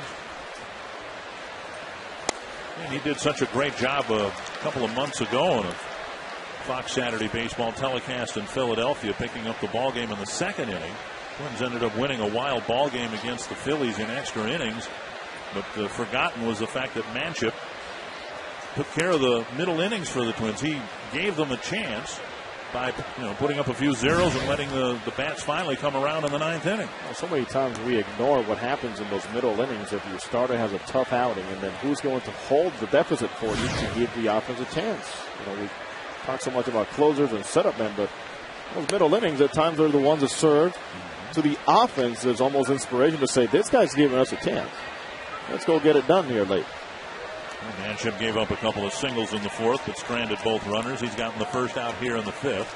Now 2-1 to Mike Napoli, who drove in a run with a fly ball and struck out. Just off the plate, 3-1. He works off the extreme side of the mound of first base. Look at this. Look how far off he is. And all he has to do is make contact with that rubber. That's all. Trying to create that diagonal path towards the plate. And he issues a walk. Oh, I beg your pardon. Napoli thought it was ball 4, and instead it was strike 2.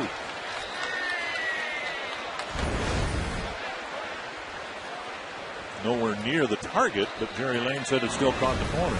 Very quiet Joel Mauer. Sell it. Full count. And there is ball 4, and Napoli will unbuckle the shin guard and trot to first.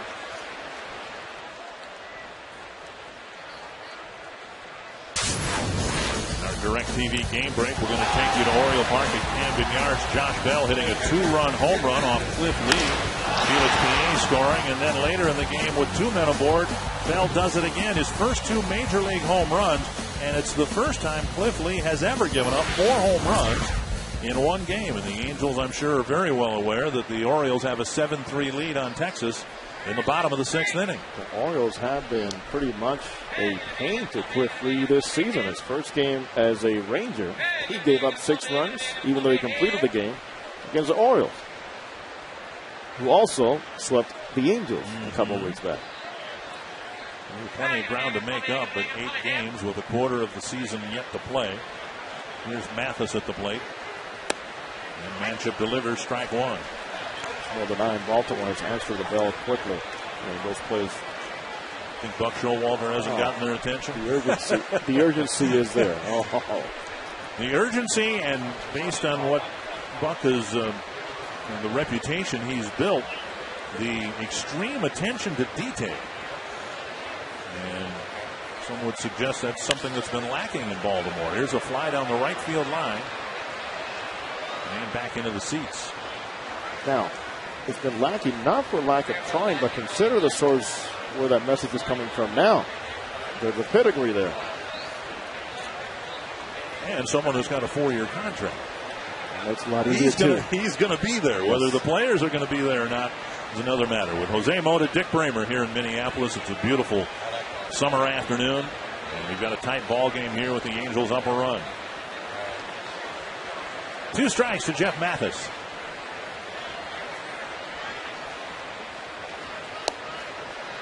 And now 1-2. The walk to Napoli, a rarity for Manship. He has come through the Twin system.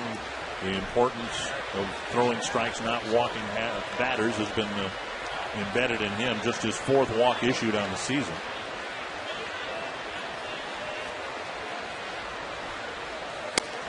And there's a called strike. Mathis will head back to the number 2. Well, consider where he's coming from. That side of first base. And just staying on the same path in that direction. Watch his follow through. Center fielder Peter Borges. Middle of where his body is to the middle of the target. 2 gone. Napoli still at first. And here's Peter Borges. Borges stunned the Twins and maybe some of the Angels too, hitting his first major league home run with a man aboard in the 2nd. Maybe himself. And strike 1. Hits have been hard to come by for Borges. His insertion into center field, pushing Torrey Hunter to right. And of course, Torrey developed as a player here in Minnesota. And his mentor was Kirby Puckett. They never played together, but as a young draft pick, Puckett kind of took Torrey under his wing. And people forget this. Kirby Puckett finished his career after making the switch from center field to right field. You're right. There wasn't a transition where Kirby was playing next to Torrey, but just in spring training, as Torrey had mentioned, many conversations leading to when you get to the big league, I'll be more than happy to pave the way for you. From Mr. Puckett. Driven to right center field. Span after it. It's going to split the gap. Napoli round second, on his way to third. They're going to wave him in. Hardy's throw coming to the plate. And it's up the line. Borges already was at third base as the throw came to home. So a triple for Borges. And the Orioles now, or Angels rather, lead by 2. We're talking about the swing by Borges in that home run, the line drive swing. But here's the swing that really got him to the big leagues, that one. Now, watch the way he is lining up more towards third base and towards home plate. I think that caused that run right there against the Twins. I'm talking about the relay throw where you have to line up towards home plate so the ball's not crisscrossing across the field in that case. So Borges with a 2-run home run, an RBI triple with 2 outs here in the 5th, and the Angels have a 2-run lead. And Abreu has stung the ball hard 3 times tonight. A home run to right center field, a sharp single to right, and he opened the game with a liner to Span. Outside, ball 1. Manship has had to pay for the walk to Napoli.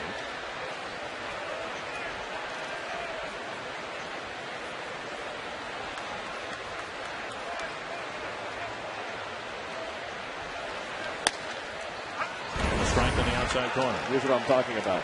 Here's how he's lined up, and here's where the throw takes him, right? Now you got to make a throw in this direction. So ideally, you want a straight line and everything lined up in this direction. So you have to zigzag the ball across the field.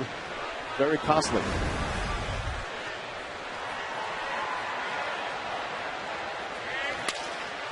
Cuddyer backhands it. Manship covers, but Cuddyer goes to the bag himself. A big 2-out triple by Peter Borges. And the Angels now lead by a pair.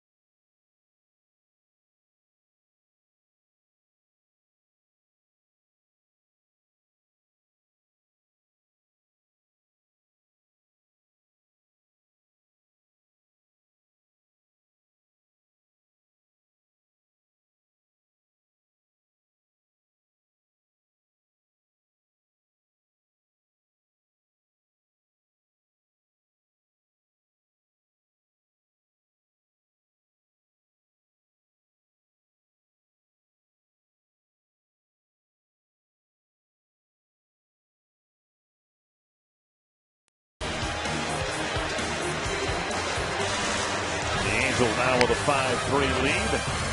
And we go to the bottom of the 5th inning, and Trevor Bell needs 3 more outs to have a chance to pick up his first win as a starter in the big leagues. He'll face Mauer, Kubel, and Cuddyer here in the 5th. He has walked Mauer and gotten him to bounce out to first.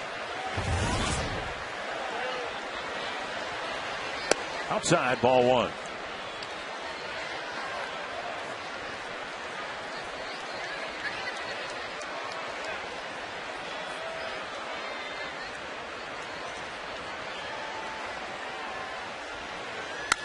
That's to left center field.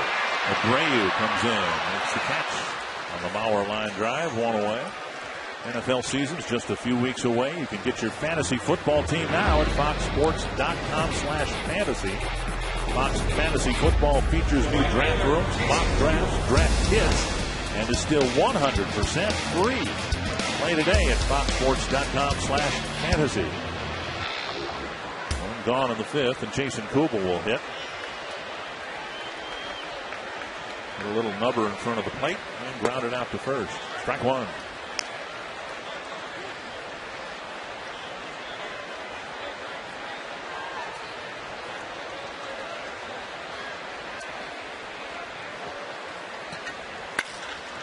And that is under the glove of the second baseman Kendrick. Kubel has a base hit.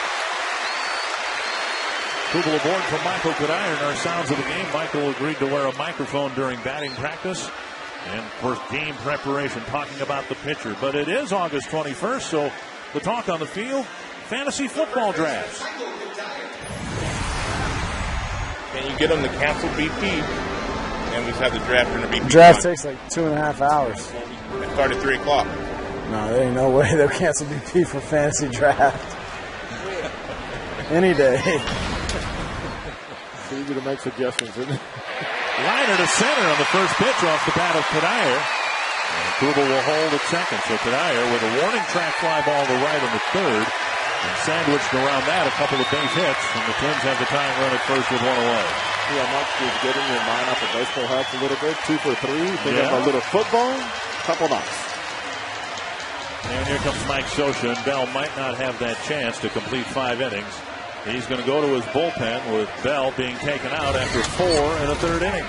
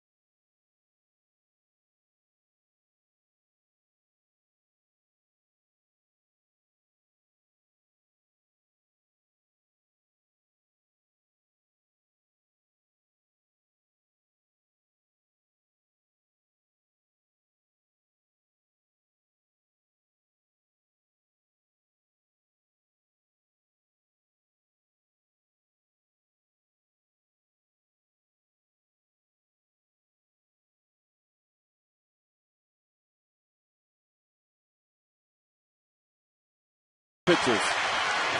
6 walks. Not as much as anything else is why he's taken out before he can complete the 5 innings. So he won't get the win, and now he hands the ball off to Francisco Rodriguez. He ended up with 96 pitches. Jim Thome at the plate.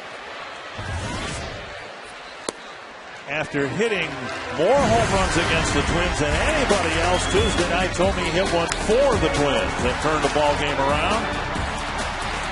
A 2-run home run that turned a loss into a win in the 10th inning against the White Sox. And it took 200 at-bats or so, but Jim Thome now is a cult figure in the Twin Cities, and now he lands from the right, a base hit. Kubel will be held at third. No one's going to challenge Hunter's arm as he throws it on the fly to Mathis. So 3 straight hits here in the 5th, and the Twins get the tying run at second to go ahead run at first. This has been a very dangerous team coming from behind. Elevation that is right down the middle, and Thome did exactly what a good big league hitter would do with that kind of pitch. The Twins lineup waking up here in the 5th inning, and Thome with the dramatic home run, taking a Chicago lead and turning it into a loss in the 10th, and now they're loaded up for Delman Young. An RBI single in the 1st and a strikeout in the 3rd.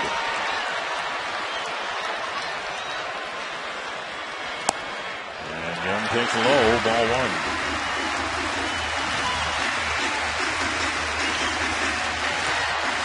Young is the team leader in runs batted in with 88. And here he is hitting 7th in this lineup.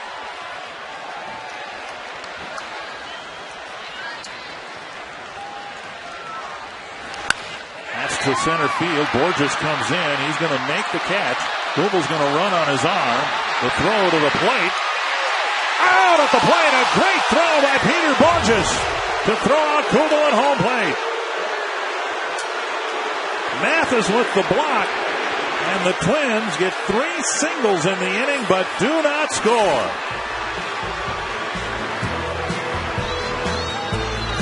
Have a day.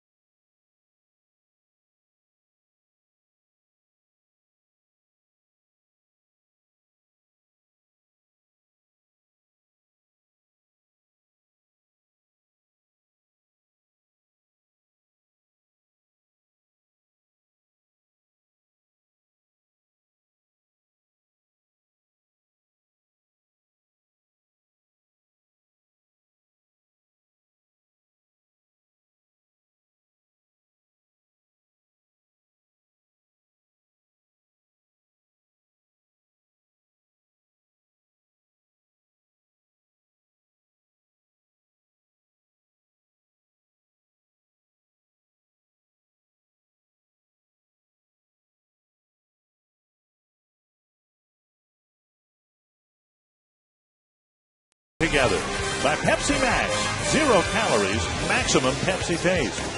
And by Chevrolet, every model is backed by a 100,000-mile, 5-year powertrain limited warranty. 5-3 Angels, top of the 6th, and Howie Kendrick leading things off against Jeff Manship, who's given up 3 hits, a walk, and 1 run in 2 relief innings. And Kendrick takes strike 1. Kendrick a single and a couple of fly balls to center.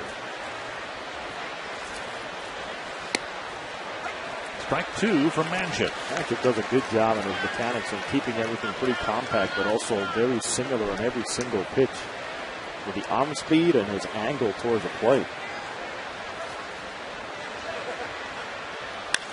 And a grounder through the hole to left. The 11th Angel hit. Jason Kubel trying to tag on Peter Borges' arm, and a very close play at the plate. Well, when you have the master blocker, Mike Socha, watching this, you better be good mechanically, and that's what Jeff Mathis does here.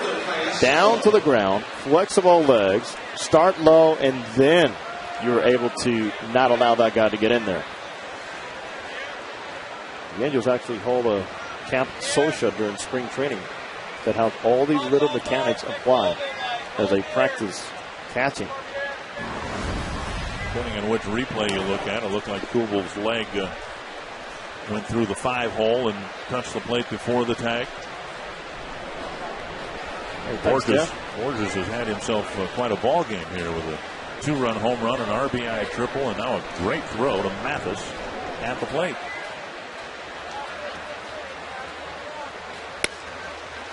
And another strike. Callaspo with a walk and a pair of singles. He continues to torment Twins pitching. For Peter Borges, going back to that shot, is finding out how quickly in the big leagues plays are finished. While you anticipate plays, finishing plays.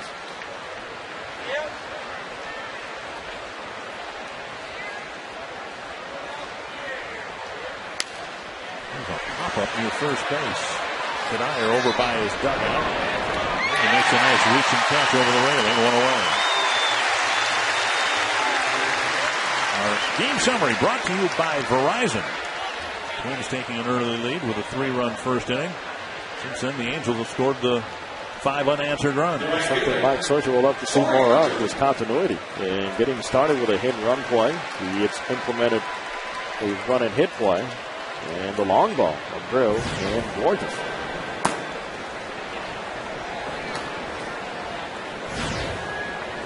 Ron Mayhay warming up in the Twins bullpen. Torrey Hunter at the plate with a runner at first and 1 out.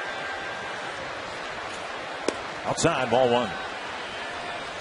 Twins won the series opener last night, and in doing so clinched a win in the season series. It's the first time the Twins have won a season series against the Angels since 2001.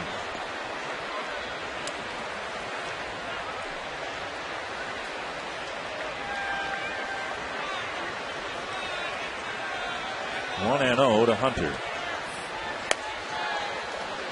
Just off the plate, 2-0. Torrey is so happy to come back. He doesn't want to come back when Brian Dunson's still like that, though.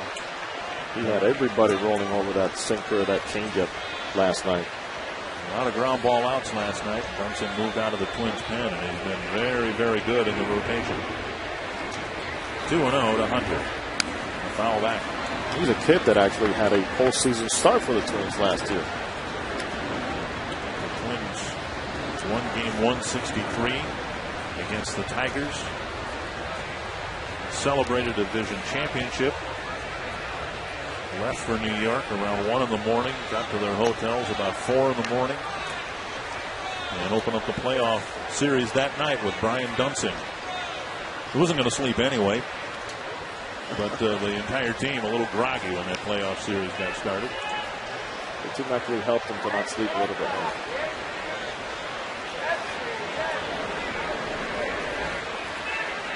Two and 1 to Hunter. Kendrick, of course, a threat to take off here. He's at first with his second base hit of the afternoon.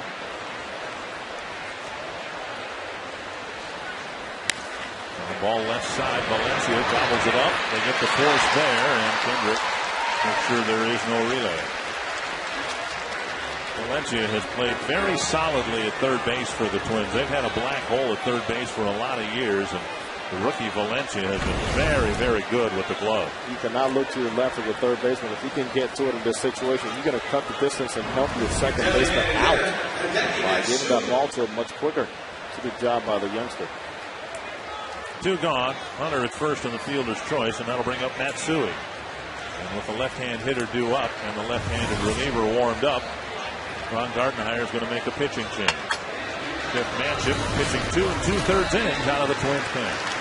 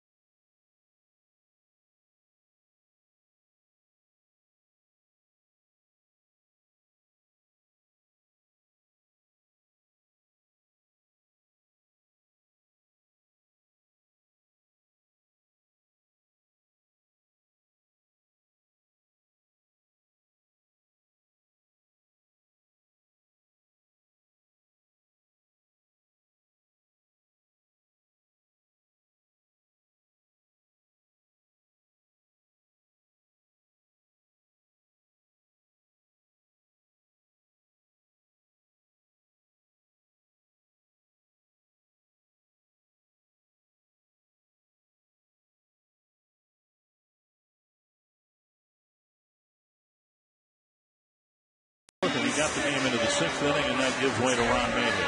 Mayhew will come in here and throw strikes, and one thing for Mayhew is trying to neutralize here Hideki Matsui, who has been swinging the bat much better for the Angels. He's not going to overpower you, but he can out-trick you a little bit with certain pitches and take the fastball different looks, and mainly try to get you to chase outside the zone. We're approaching an anniversary date of sorts for Mayhew, who started his major league career as a position player for the Red Sox, and he didn't hit much, eventually became a pitcher. But Mike Butcher, the Angel pitching coach, gave up a home run to Ron Mayhew when he was a position player. It came on August 26th, almost 15 years ago. And I'll bet you Mayhew remembers it a whole lot better than Mike Butcher does. I better believe it. In fact, Mike Butcher doesn't want to hear about it. Now, the terrific story is, how many guys do you see make it to the big leagues? 2 different positions. Right. 2 away here. Matsui at the plate. Goes after the first pitch, driving it to center. Span going back on the warning track. Fumbles the ball on the track with 2 outs. Hunter was off with the pitch. He's going to score. And I think Span went to the warning track, got to the spot, turned around, and all he saw was the sun. I think that the Angels catch a break here. Good drive by Hideki Matsui, making great use of his legs, putting it all on that swing. And with all the room we have to cover there, times, you almost find yourself finding, like, where's the wall? At some point I got to find it. He did find his spot and pretty much overran this ball here. You're absolutely right. He just saw sunlight, all those rays shining on his eyes. Something Torrey Hunter never had to deal with in Minnesota. So, a push bunt up the line, foul off the bat of Ibar. So the Angels get another run here in the 6th and now lead by 3.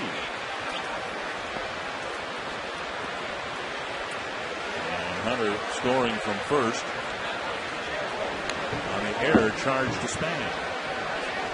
One thing that Torrey and so many have to deal with in the Metrodome, as we know, is that wide backdrop. Wow, what a headache that was. 1 strike to Ibar. Right off the end of the bat. Mayhew spins out. Another run is going to score. Mayhew may have hurt himself. Mayhew came in front of the pitcher's mound, tried to pivot and go after the ball, and appears to be hurt. Obvious pain here as he landing over towards the third base side. Then when he lands a second time, a third time,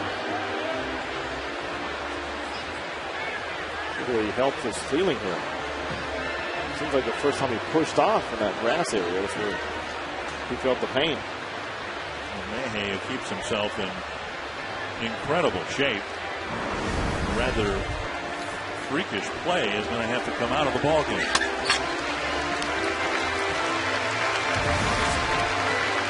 Mayhew at age 39 comes out of the ball game having thrown just a couple of pitches with an apparent left hand or wrist injury.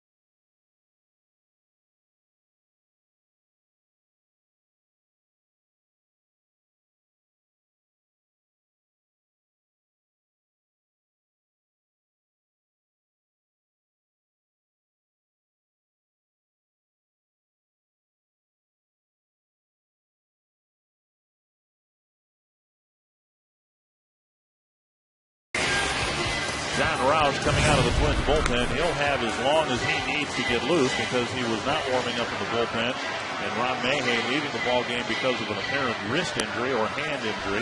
Roush, the erstwhile closer for the Twins, replaced in that role by Matt Capps, and now he's kind of a utility reliever right now, asked to come in here in the sixth inning with the Angels opening up now a lead. Kind of a weird couple of plays allowing the Angels to open up the lead here a little bit.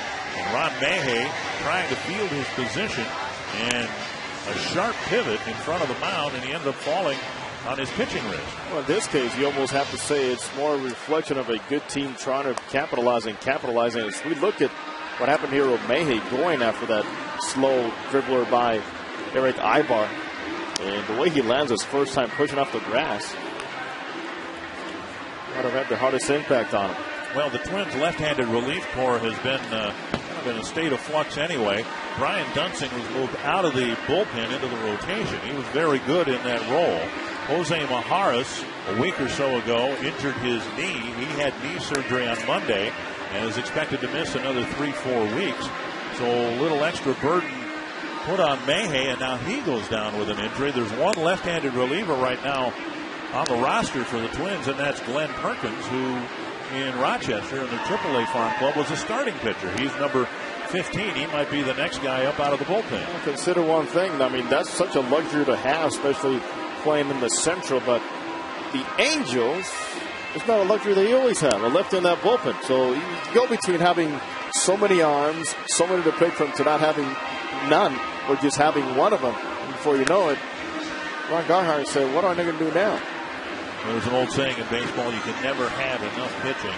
And just considering the events of the last week regarding the Twins, you can't have enough left-handed relief pitching because the Twins have lost Jose Majares and possibly Ron Mayhay for a good little while. You can see Matt Guerrero and the Twins bullpen really going to be taxed here today with the starting pitcher leaving the ball game in part because of an injury. Well, is there a time in which the depth of these two organizations hasn't been tested this year? Yeah, that's true. Well, a couple runs for the Angels here in the sixth inning. They lead by 4. They've out-hit the Twins 12-5. And now still 2 are out. Ibar at first. He may take off on the very first pitch here. Nope.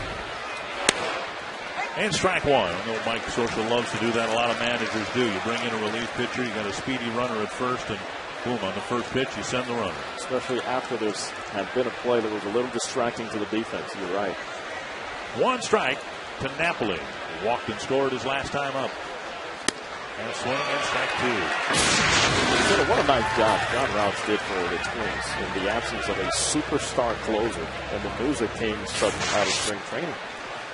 So Nathan having a troublesome elbow. He actually thought in the last offseason that he was going to have preventative surgery on his right elbow. He had some masses taken out of the elbow to avoid a larger issue, and early in spring training it was apparent that a larger issue was going to result. So Roush became the de facto closer for the Twins. They didn't address through trade a replacement for Nathan. They, as the Twins have done so many times, filled from within. Nathan rehabbing, and as we said, hopes to rejoin the team next year. Roush did a good job, a credible job picking up saves. Wasn't a new experience for him. He had saved some games for a couple of clubs before coming to Minnesota. You keep saying larger issue. Well, the Angels have a larger issue. How about standing to hit against this guy in the shadows and the sun? Huh? The largest man ever to play Major League Baseball at 6'11". He is right on top of you as a hitter. Randy Johnson was 6'10", and of course he's left-handed, but he threw 3/4 to be generous, kind of sidearm. Roush comes right over the top at 6'11". It's not comfortable. 6'10", 6'11", whatever. Anything over 6'6", what difference does it make, huh? There goes Ibar, and the check swing punched, and Hardy, shielding his eyes from the sun with his bare hand, is able to make the catch. And finally the sixth comes to a close, but not until the Angels had 2 more.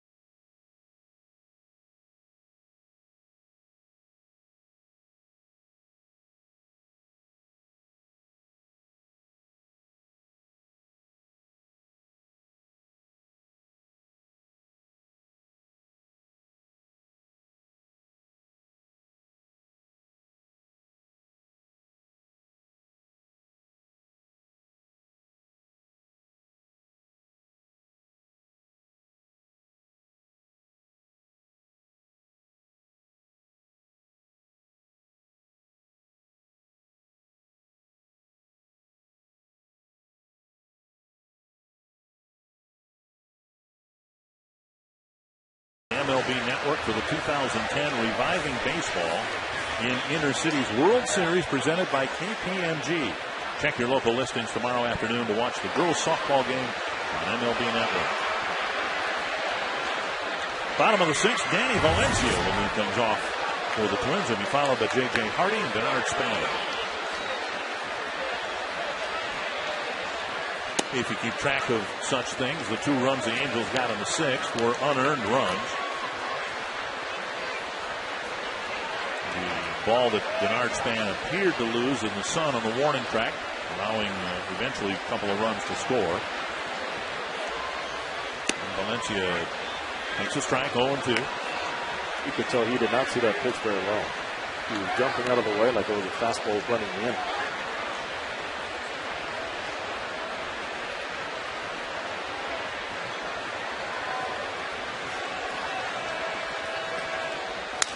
Bouncer left side. Cut off by Callasco. He sets some tires, one away. There's no denying the remarkable job they have done with this ballpark. Here's Bernard Span going back with the ball hit off the bat of Matsui. And you can imagine Span turning and getting to the spot and looking up and seeing all sun and maybe a little bit of the baseball. Maybe even because he had seen how the ball had been carrying the previous couple of innings. This ball died on him a little bit more. J.J. Hardy's walked a couple of times today, and he takes strike 1. He was ready for that ball to go a little bit deeper there.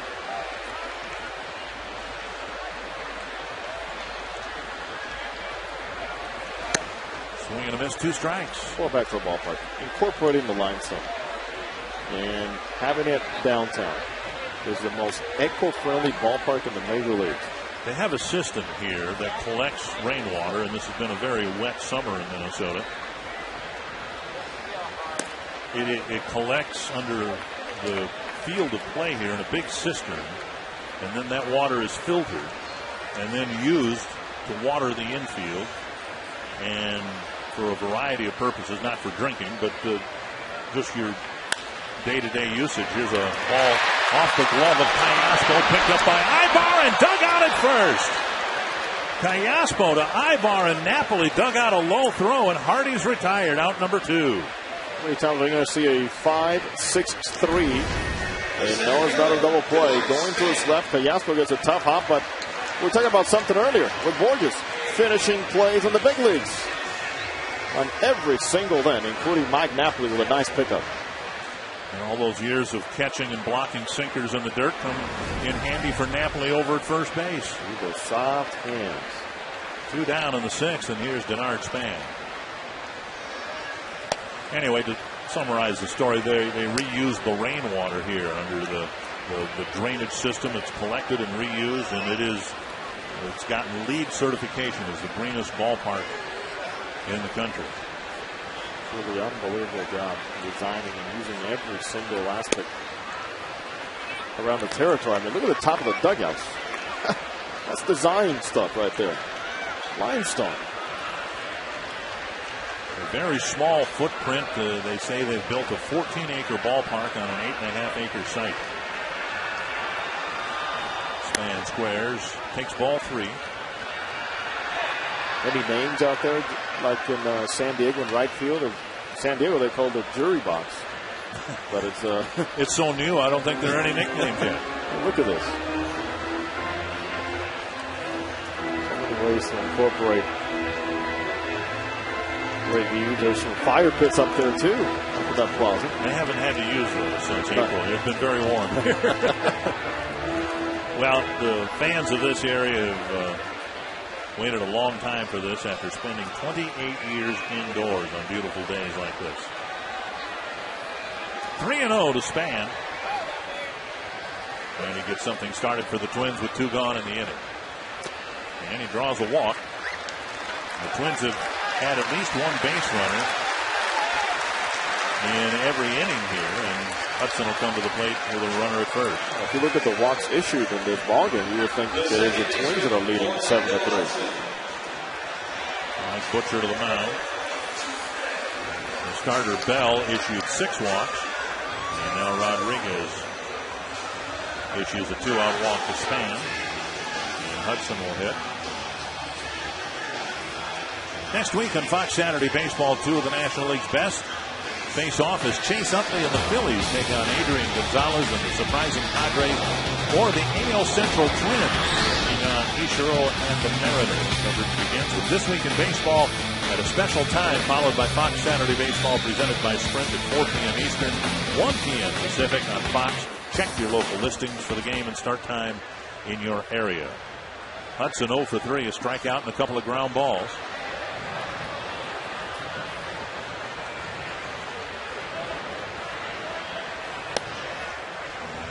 Hudson takes strike 1. You mentioned the National League, some great races going on, especially in the Central with Cincinnati 4.5 up. Dusty Baker's ball club on St. Louis. Now, they lead the National League in hitting and also in fielding. There's no secret. They have some good young arms and good veteran presence, too. With a quarter of the season to go, it seems a little silly to even bring this up. But if the season were to end today, just look at all the new blood that would be in the playoff field. You'd have Tampa Bay back in the playoffs. They missed out last year. The Rangers would be back in the playoffs. They haven't been in the playoffs in more than 10 years. 1999. Last time. You would have the Reds, you'd have the Braves, you'd have the Padres. There'd be a lot of new blood in the playoff field. That said, I'm looking forward to seeing how the National League East race is going to settle out, with the Phillies chasing the Braves and the Central with the Reds leading the Cardinals by 4.5. The Braves making some moves. Swing and a miss, 2-2 to Hudson. That's a huge move made by the Braves recently, acquiring Derek Lee. And in the West, the Padres, who've led the division almost all year long, a 5-game lead. In the Central, the Reds have pushed out a 4.5 lead on the St. Louis Cardinals. 2-2 to Orlando Hudson. And Rodriguez strikes out Hudson. And the Twins leave Span at first. We'll return to Minneapolis after a word from your local Fox station.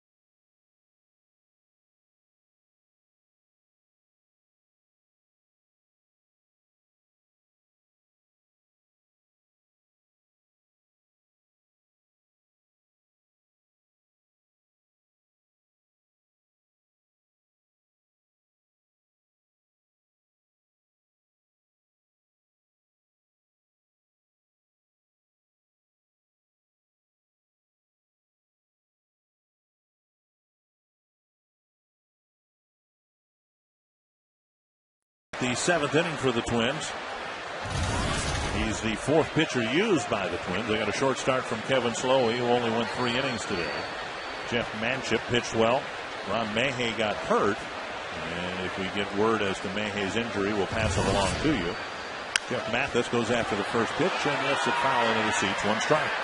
Mathis 0 for 3 on the day. A fly to center, a foul out to Kadair, and then he was called out on strikes in the 5th.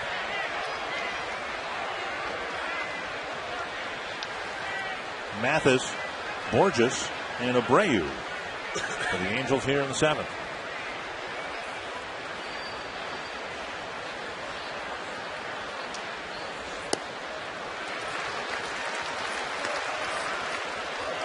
Two strikes.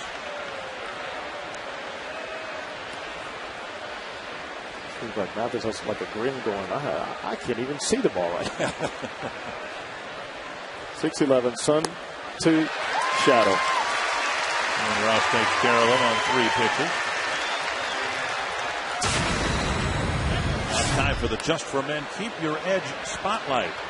Peter Borges giving the Angels the edge here today. You can keep your edge with Just for Men mustache and beard. He's done a little bit of everything with the glove, with the arm, with the bat. Making his dad very proud. A longtime baseball scout, his father. Currently a scout for the Baltimore Orioles. That happens to be the team that the Angels were playing against when he made his debut. And the team that the Angels are hoping can continue on. Here's Borges hitting it to short. Hardy knows he's got to get rid of it quickly. He does. The Orioles leading the Rangers 8-6 in the bottom of the 8th. And the Angels ended up losing a game to the Rangers in the standings last night. They'd love nothing more than to get that game back less than 24 hours later. They're not at a point in the season where they want to take any more steps backward. Got to give a lot of credit to Ron Washington and the job he has done over there in Arlington. Now the new ownership with Nolan Ryan, Mr. Greenberg, spearheading the efforts there, lowering ticket prices, concession prices, parking prices. It's a good message to your community over there in Texas. The American League West is going to be a very interesting division to follow, I think, in the coming years, because obviously the Rangers have their act together and they've got new ownership, and that could be a situation worth watching. The Angels have been the gold standard in the West for a long time. Just an outstanding organization. They don't make mistakes. They don't make mistakes. And you know too, Jose, that this young rotation that the Oakland A's are putting together is going to be a really good rotation for a long time to come. Seems like in Oakland every single year we see a new crop. Cahills and Mazzaro's coming around. Gio Gonzalez. That's kept the Oakland A's right in the thick of things. And if the Angels are in the race 8 games back, it'd be foolish to think the A's aren't in the race 7 games back. Even though they've got so many young players. And Roush has a quick 7th inning, something the Twins desperately need as they get off the field. Still trailing by 4.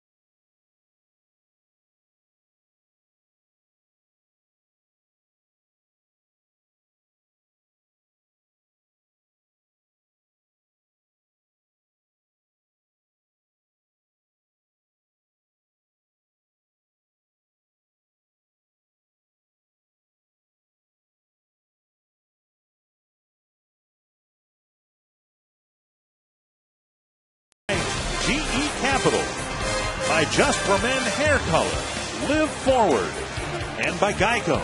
15 minutes could save you 15% or more on car insurance. Twins and Joe Mauer will try to chip away at a 4-run Angel lead. It'll be Mauer, Kubel, and Kadire here in the 7th inning, facing Francisco Rodriguez. Up and away, ball 1. Mauer lined out his last time up. Walked and scored in the first, officially 0 for 2.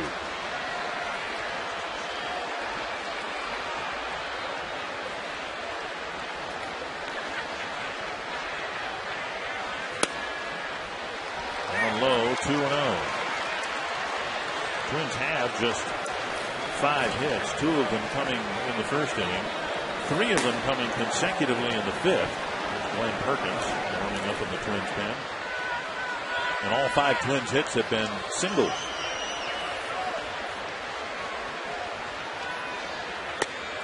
Drifts outside, and it's 3-0. We looked earlier at a graphic about the Minnesota Twins bullpen with 3.23 ERA. Angels bullpen ERA 4.37. In that, let's not forget, Dick, that the Twins are one of the best teams when it comes out to hitting and putting some runs up on the board after the 7th inning. And now they get a leadoff walk to Mauer in the 7th, and Kubel will come to the plate.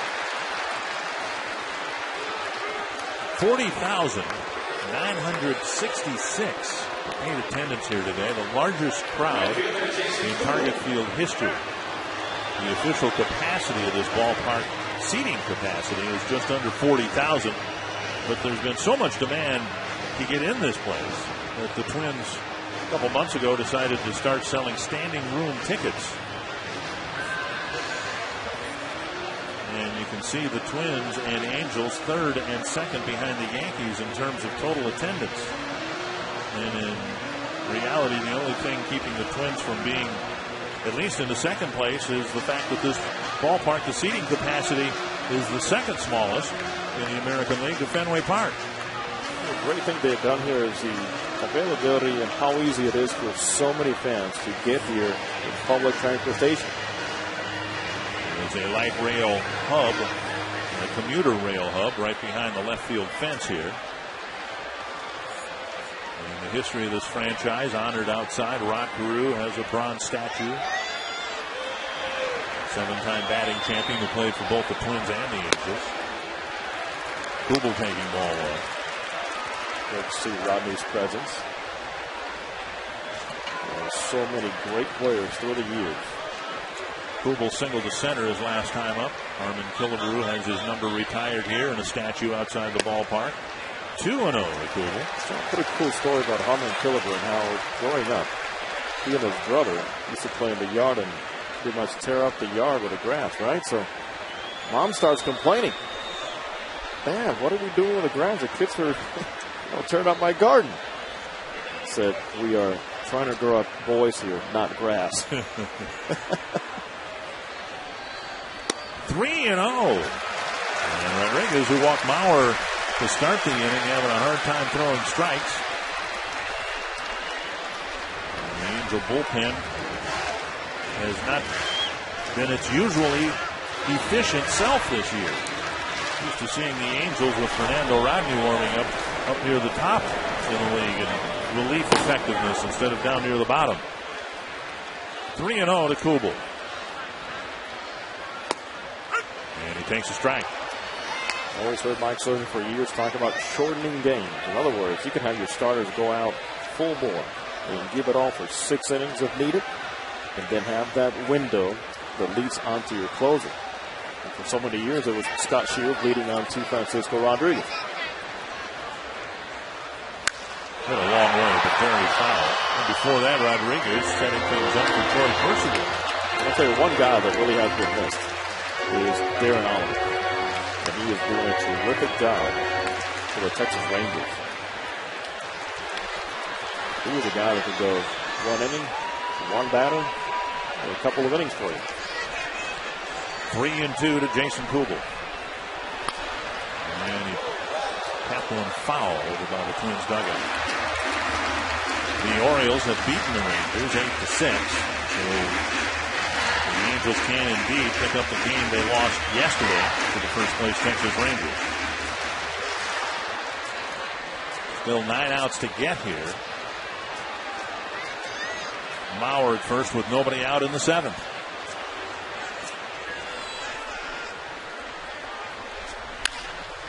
Picked up by Napoli. Gets the force at second. Return to first. A double play. Napoli started it.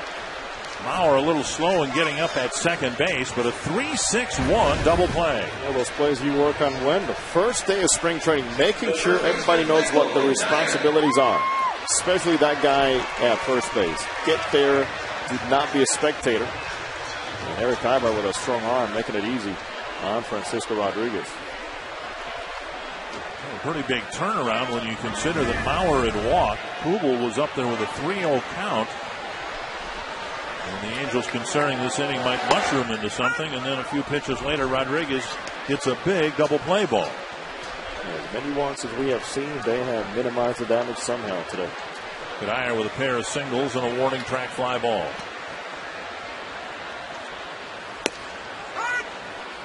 Two strikes.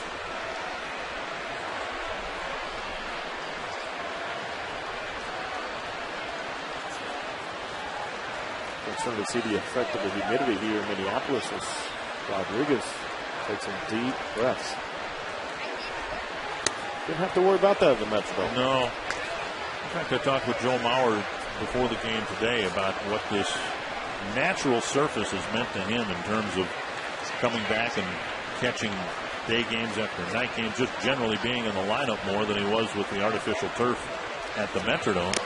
Cuddyer strikes out and he says, yeah, but the give back is playing at home in the heat and humidity. The one good thing about the Metrodome, it was 72 degrees year round.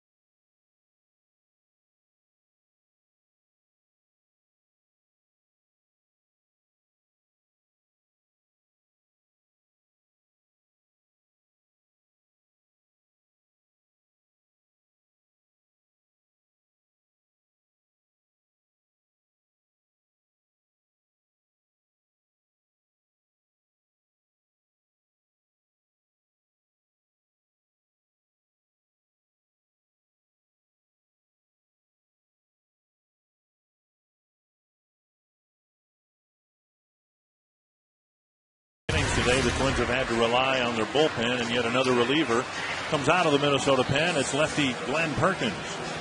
3 games only for Perkins, who is a native of St. Paul, Minnesota. First rounder back in 2004. Was recently called up, spent the bulk of the year at Rochester. He'll face Howie Kendrick, and he delivers strike one. Jeff Manship pitched 2 2/3 innings. Ron Mahay faced 2 batters, but didn't retire either one, and ended up leaving the ball game due to injury. And now another leadoff base runner for the Angels. Span fires it back in after Kendrick's leadoff single. Talking to Howie Kendrick for the game. That is the approach he wanted all series long. He's found it.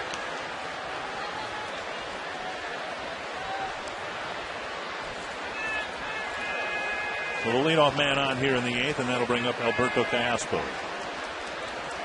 Callaspo with a pair of singles and a walk.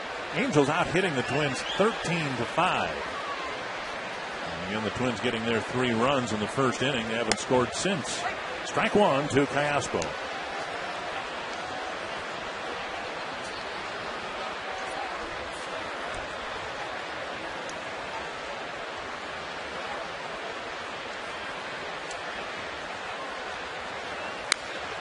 Poke foul, 2 strikes. Glenn Perkins, 2008, 12-4 record in 26 starts for Minnesota. High opponent's batting average, but all of a sudden he was out of the picture. He's had some shoulder problems. And with the injury to Mahay, and again, if we get any word as to the severity of his injury, we'll pass it along to you. Glenn Perkins, who'd spent almost the entire season at the Twins AAA club, might emerge as one of the key guys for the Twins down the stretch.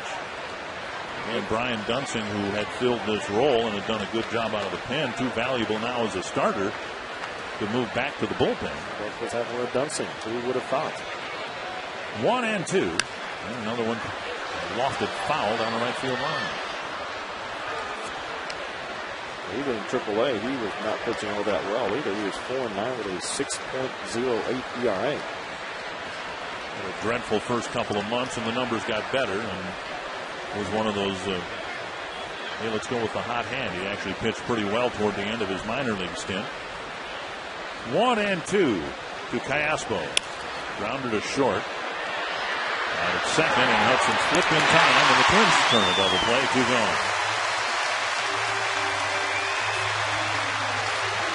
Pick a stat, pick a player, build your baseball hot streak.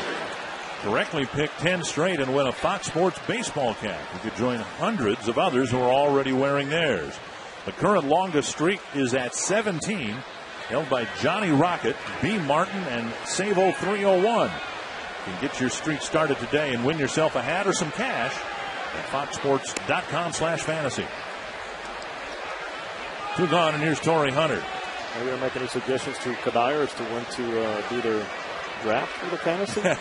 I stay out of that. But I'll bet you in every major league clubhouse, not the focus, but some significant attention is being placed on the fantasy drafts before the start of the NFL season. We hope it doesn't become the focus. Well, maybe if you're 25 games out, it becomes the focus. I don't know. 2-1 to Hunter. Pick a day for them. Is it too late to do it next Saturday? Well, they're going to be on Fox Saturday Baseball next Saturday against the Seattle Mariners. Do it on the road. Everybody's together. Right. After the game, team hotel. You lead it. I know nothing about fantasy football. Hunter beats out an infield hit. Valencia had a tough time getting the ball out of his glove. So the Angels get another hit, and Hunter getting his first of the day. Yeah, the right-handed hitter with a full swing, but he's got momentum going toward first base already. Any double clutching, any problems, it's going to give him an edge, especially Torrey Hunter. Full ball to first base.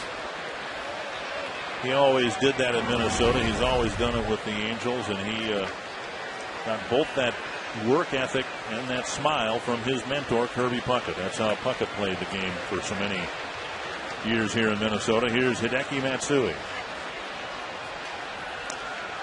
There are times when Torrey Hunter's teammates will see him all like this game face, all serious for about a week or so, and they'll go, "What is wrong with you, man?" That's what everybody likes to little talk and the pearly whites.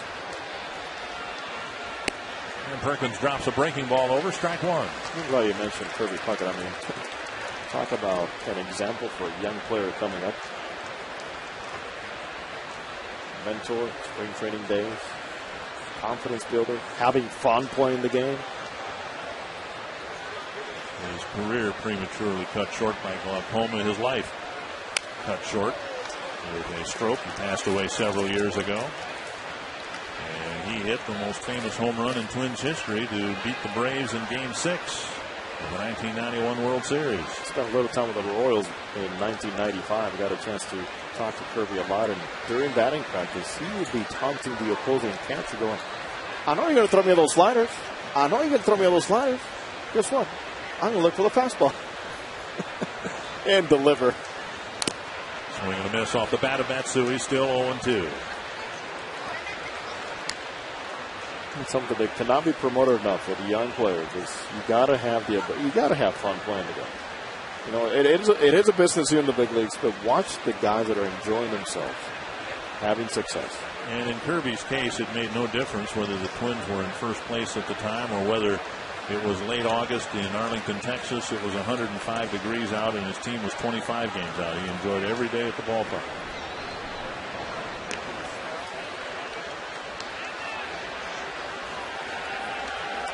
Hunter, a threat to steal. And paying some attention to him. And Matsui had some big at-bats for the Angels here today. Fouls another one back and out of play. It's one bat. It certainly needs a little more presence for Mike Scioscia. He's come along the last week or so. And one of those bats is underperformed. Matsui with Juan Rivera after Morales went down. Guys that you expected more from, and Mike Scioscia's not afraid to say it. We expected from guys to step up a little bit more. Eric Ivar himself has been dropped from the leadoff spot. And another foul off the bat of Matsui. When we go to the Twins and talk about Morneau's injury and the guys that have really taken it to the next level. Both the Angels and the Twins typically have played better in the second half. The Angels just have had a hard time finding that spark and getting going. Matsui, very self-observant, has said, yes, I am not satisfied with what I've done so far. A high fly to right field.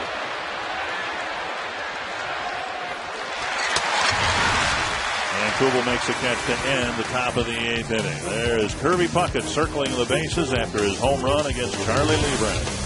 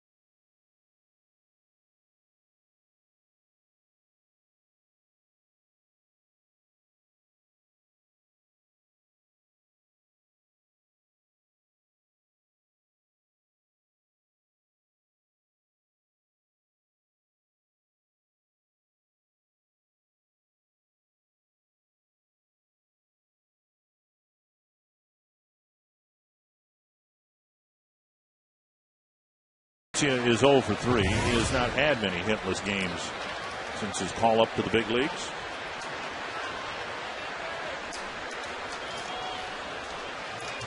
One home run hit this year. And that's AAA or Major League. Here's another grounder to shorten a Taylor-made double play ball. And Rodney gets a couple of ground balls to cover up the leadoff walk.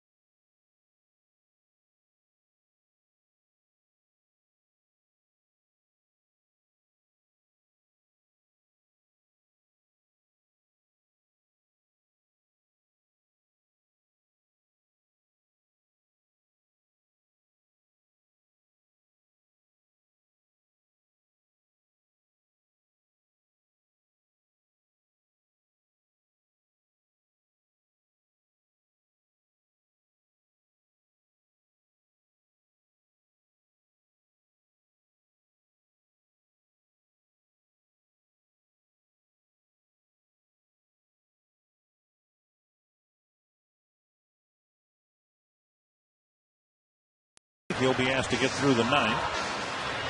And he'll face Eric Ibar, Mike Napoli, and Jeff Mathis. Bullpens are active. Cap's the closer for the Twins, and Brian Fuentes the closer for the Angels. Both closers might just need a little work. Well, Matt Capps was lights out with the Washington Nationals. And doing a terrific job here for the Twins. 1-0 to Ibar. He slapped 3 singles today. And he takes a strike, 1-1.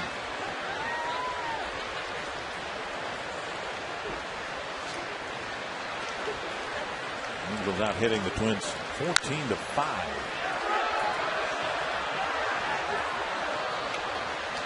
And now 1-2 to Ibar.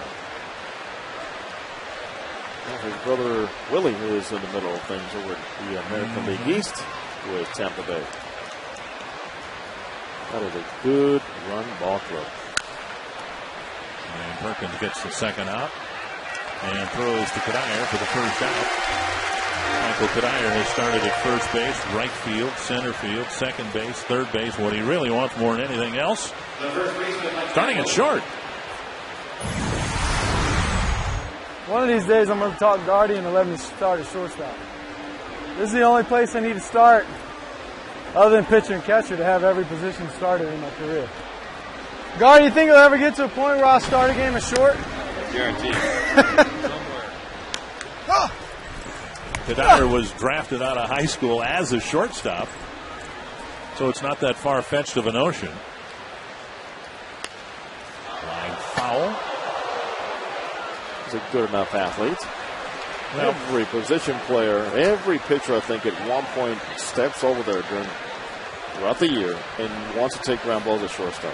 Yeah. You'll see Joe Mauer do it. And Kadair says he enjoys during batting practice being on that side of the diamond. He says it's boring at first base. All you do is you catch throws as guys are making their throws across the infield. 2-1 to Mike Napoli. A lot of action at shortstop. And he rips one to left, and Young is able to get the first bounce and get it back into the infield. Another single for the Angels. And Napoli is aboard with his first hit of the ballgame. And that'll bring up Mathis. Now batting the catcher, Jeff Mathis. Mathis is 0 for 4, so with the Angels getting 15 hits today, Mathis has been shut out in the hit column. But I'm guessing Mike Scioscia will make note after the game of the job Mathis did in a critical block early in the game, but also nursing Trevor Bell through the first 4 innings. Bell pitched into but not through the 5th. And the fact that Bell was able to, there's a liner toward the right field corner, and it'll go into the corner. With Napoli off with the pitch, he's going to round third and come home. And Kubel losing the ball in the corner momentarily gets it back in, and for the second time in the ballgame, Mike Napoli has scored from first on an extra base hit. And for the second time in a ballgame also, Dick, Mike Scioscia trying to get somebody out of a hitting funk by using the hit and run. In this case is Jeff Mathis. We saw what happened in the second inning with Eric Ibar staying inside the ball, let the ball get to you. Before you know it, you forget about mechanics. You find the ball, you make contact. And Napoli scoring. Twins bring the infield in, now down by 5 runs. And Borges, who really turned this game around with his offense and his defense, picking up an away ball 1. Borges tied the game with his first major league home run in the second. The Angels had a 1-run lead. He made it a 2-run lead with an RBI triple in the 5th. And he was a guy that threw a strike from center field to Mathis to get Jason Kubel. And the ball bobbled by Hardy. And another run will score with the infield in. Hardy might have gotten caught looking at the runner. And it's 2 more for the Angels so far here in the ninth. It's just a different top to their step today for the Angels offense. And this is what they try to create here. Distractions is a contact play where the runner is breaking on contact. If he's out at home, he's out at home. But you give yourself an opportunity by playing percentages of that guy going to his right or to his left and having to make a perfect throw to get you out at home plate. This reflects more the way Mike Scioscia likes to conduct his offense. And because the runner was taking off on the ground ball, Borges will get his 4th run batted in, even though an error is charged on the play. You know what happens if it's a line drive hit at somebody? Double play. And that's fine too. Go immediately as the ball hits the bat, you're gone. And it's a design play.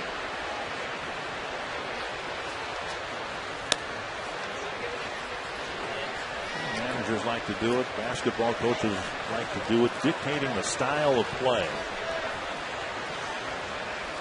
And if you can get the game played at your pace with your style, naturally you would have the advantage. Now back to Perkins, and that goes through his glove. Hardy steps on the bag, and a double play. Great play. That'll be one of the weirdest 1-6-3 double plays you'll ever see. I think Perkins slowed it down. Hardy with some agility at second base to catch the ball, get the force, and then complete the double play.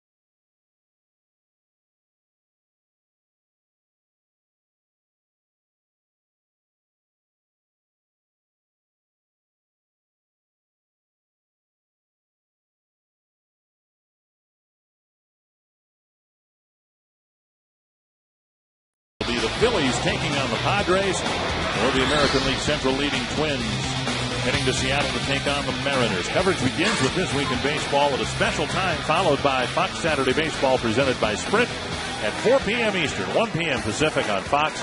Check your local listings for the game and the start time in your area. Hardly a save situation, but Brian Fuentes comes in nonetheless.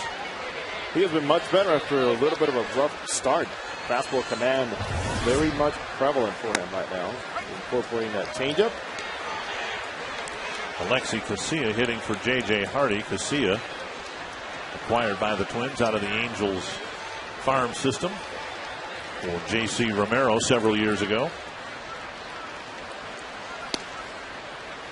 1-1. Seems like every time we see Casilla play, something good happens around the middle infield, doesn't it? Been a pretty valuable player for the Twins and was playing very well this year. First in place of Hudson at second, and then for Hardy, who was injured, playing at short. And that floats over for a strike, 1-2. He's a teammate of Angels first baseman Kendry Morales back in Winterball in the Dominican Republic. Very good friends.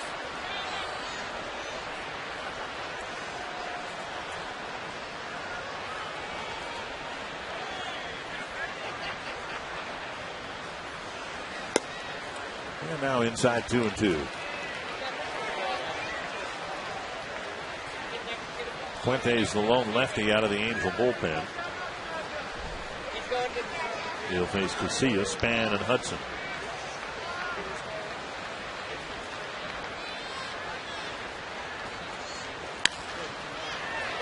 He's headed toward the seats. Still 2 strikes and 2 balls.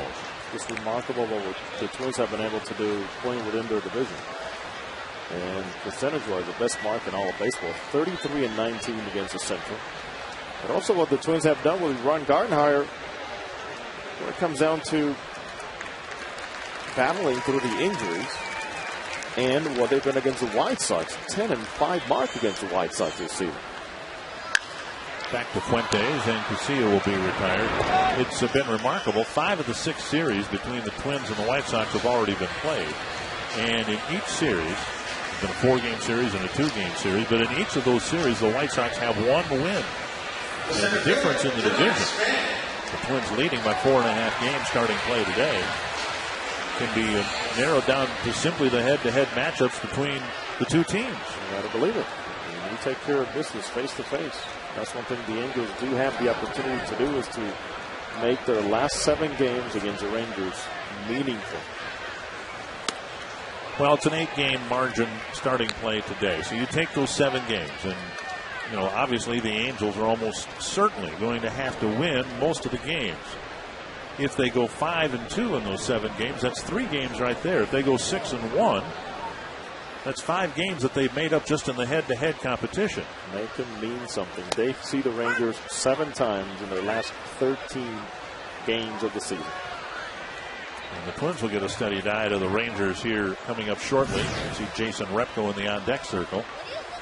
After this series ends tomorrow night, the Twins open up a 4-game series in Texas, and then the Rangers come back to play the Twins in a homestand in a week and a half. Swing and a miss, 1-2 to Span. Gardenhire 5 first place finishes. Following Tom Kelly, a legend here in Minneapolis, as you know very well. And a native of West Germany. How about that one? His father was in the military. He was born in Germany, raised in Oklahoma. 1-2 to Denard Span. And sliced foul.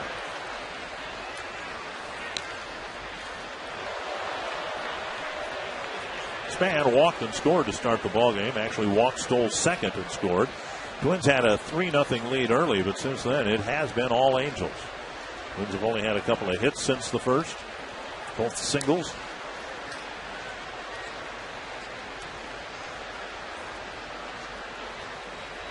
One and 2 to Denard Span. 2-2.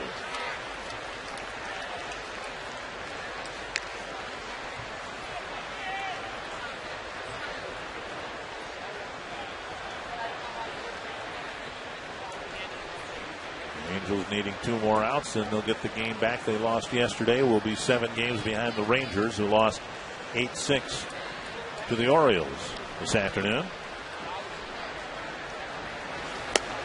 And Fuentes rears back, throws a fastball by Span for out number 2. Talk about the Orioles, what they've done to Cliff Lee this season. 15 earned runs in 22 innings. Wow. Here's a pitcher that you just finished off. Good, nice run. Good line on that fastball at the end. Twins down to their last out, and Jason Repko hitting for Orlando Hudson. Repko released by the Dodgers late in spring training. The Twins picked him up. He spent most of the year in Rochester and has filled in nicely in all 3 outfield spots. At the knees, a strike. Jason Repko does not know a wall around baseball he doesn't like. He's all out all the time after everything in the outfield. And that's one of the reasons I think he fits in pretty well with the Twins organization. Whatever he has, he leaves it on the field. Swing and a miss, 2 strikes.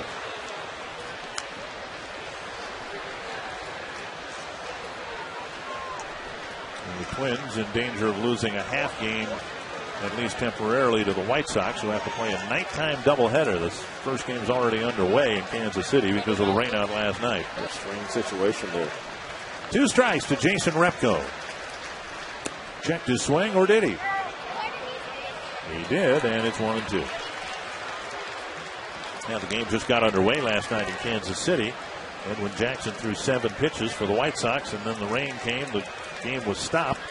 The end result of it all is the 2 teams have to play 2 tonight. Another day game tomorrow, and Jackson, in essence, has his turn skipped in the rotation.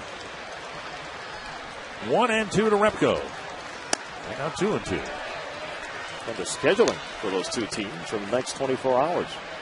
There'll be a lot of pitches thrown. Well, I checked here, and they said that the reason they couldn't start the first game at noon, you have to get a special waiver to have a split doubleheader, and there just wasn't enough time. Kansas City, not the market that would be granted a waiver because of so many tickets available to them. Empty seats at Kauffman Stadium. And Repko drops one down the left field line, but a foul ball. In other words, if it were in Anaheim or in Minnesota, where there's a sellout or very close to a sellout, you would qualify for a waiver than to have a split doubleheader. But in Kansas City, attendance is not that great, and they're able to get both games in and allow all the ticket holders for the game scheduled last night and presumably tonight to gain access to the doubleheader. Doesn't make it any easier on the players, but apparently that's the reason it was scheduled as it was. A towering pop-up right side. Howie Kendrick has it. And the Angels and Twins have split the first 2 games of this series. The Twins getting the first 3 runs. The Angels get the next 9, and they coast to a 9-3 win. And we'll be back with some final thoughts from Minneapolis in just a moment.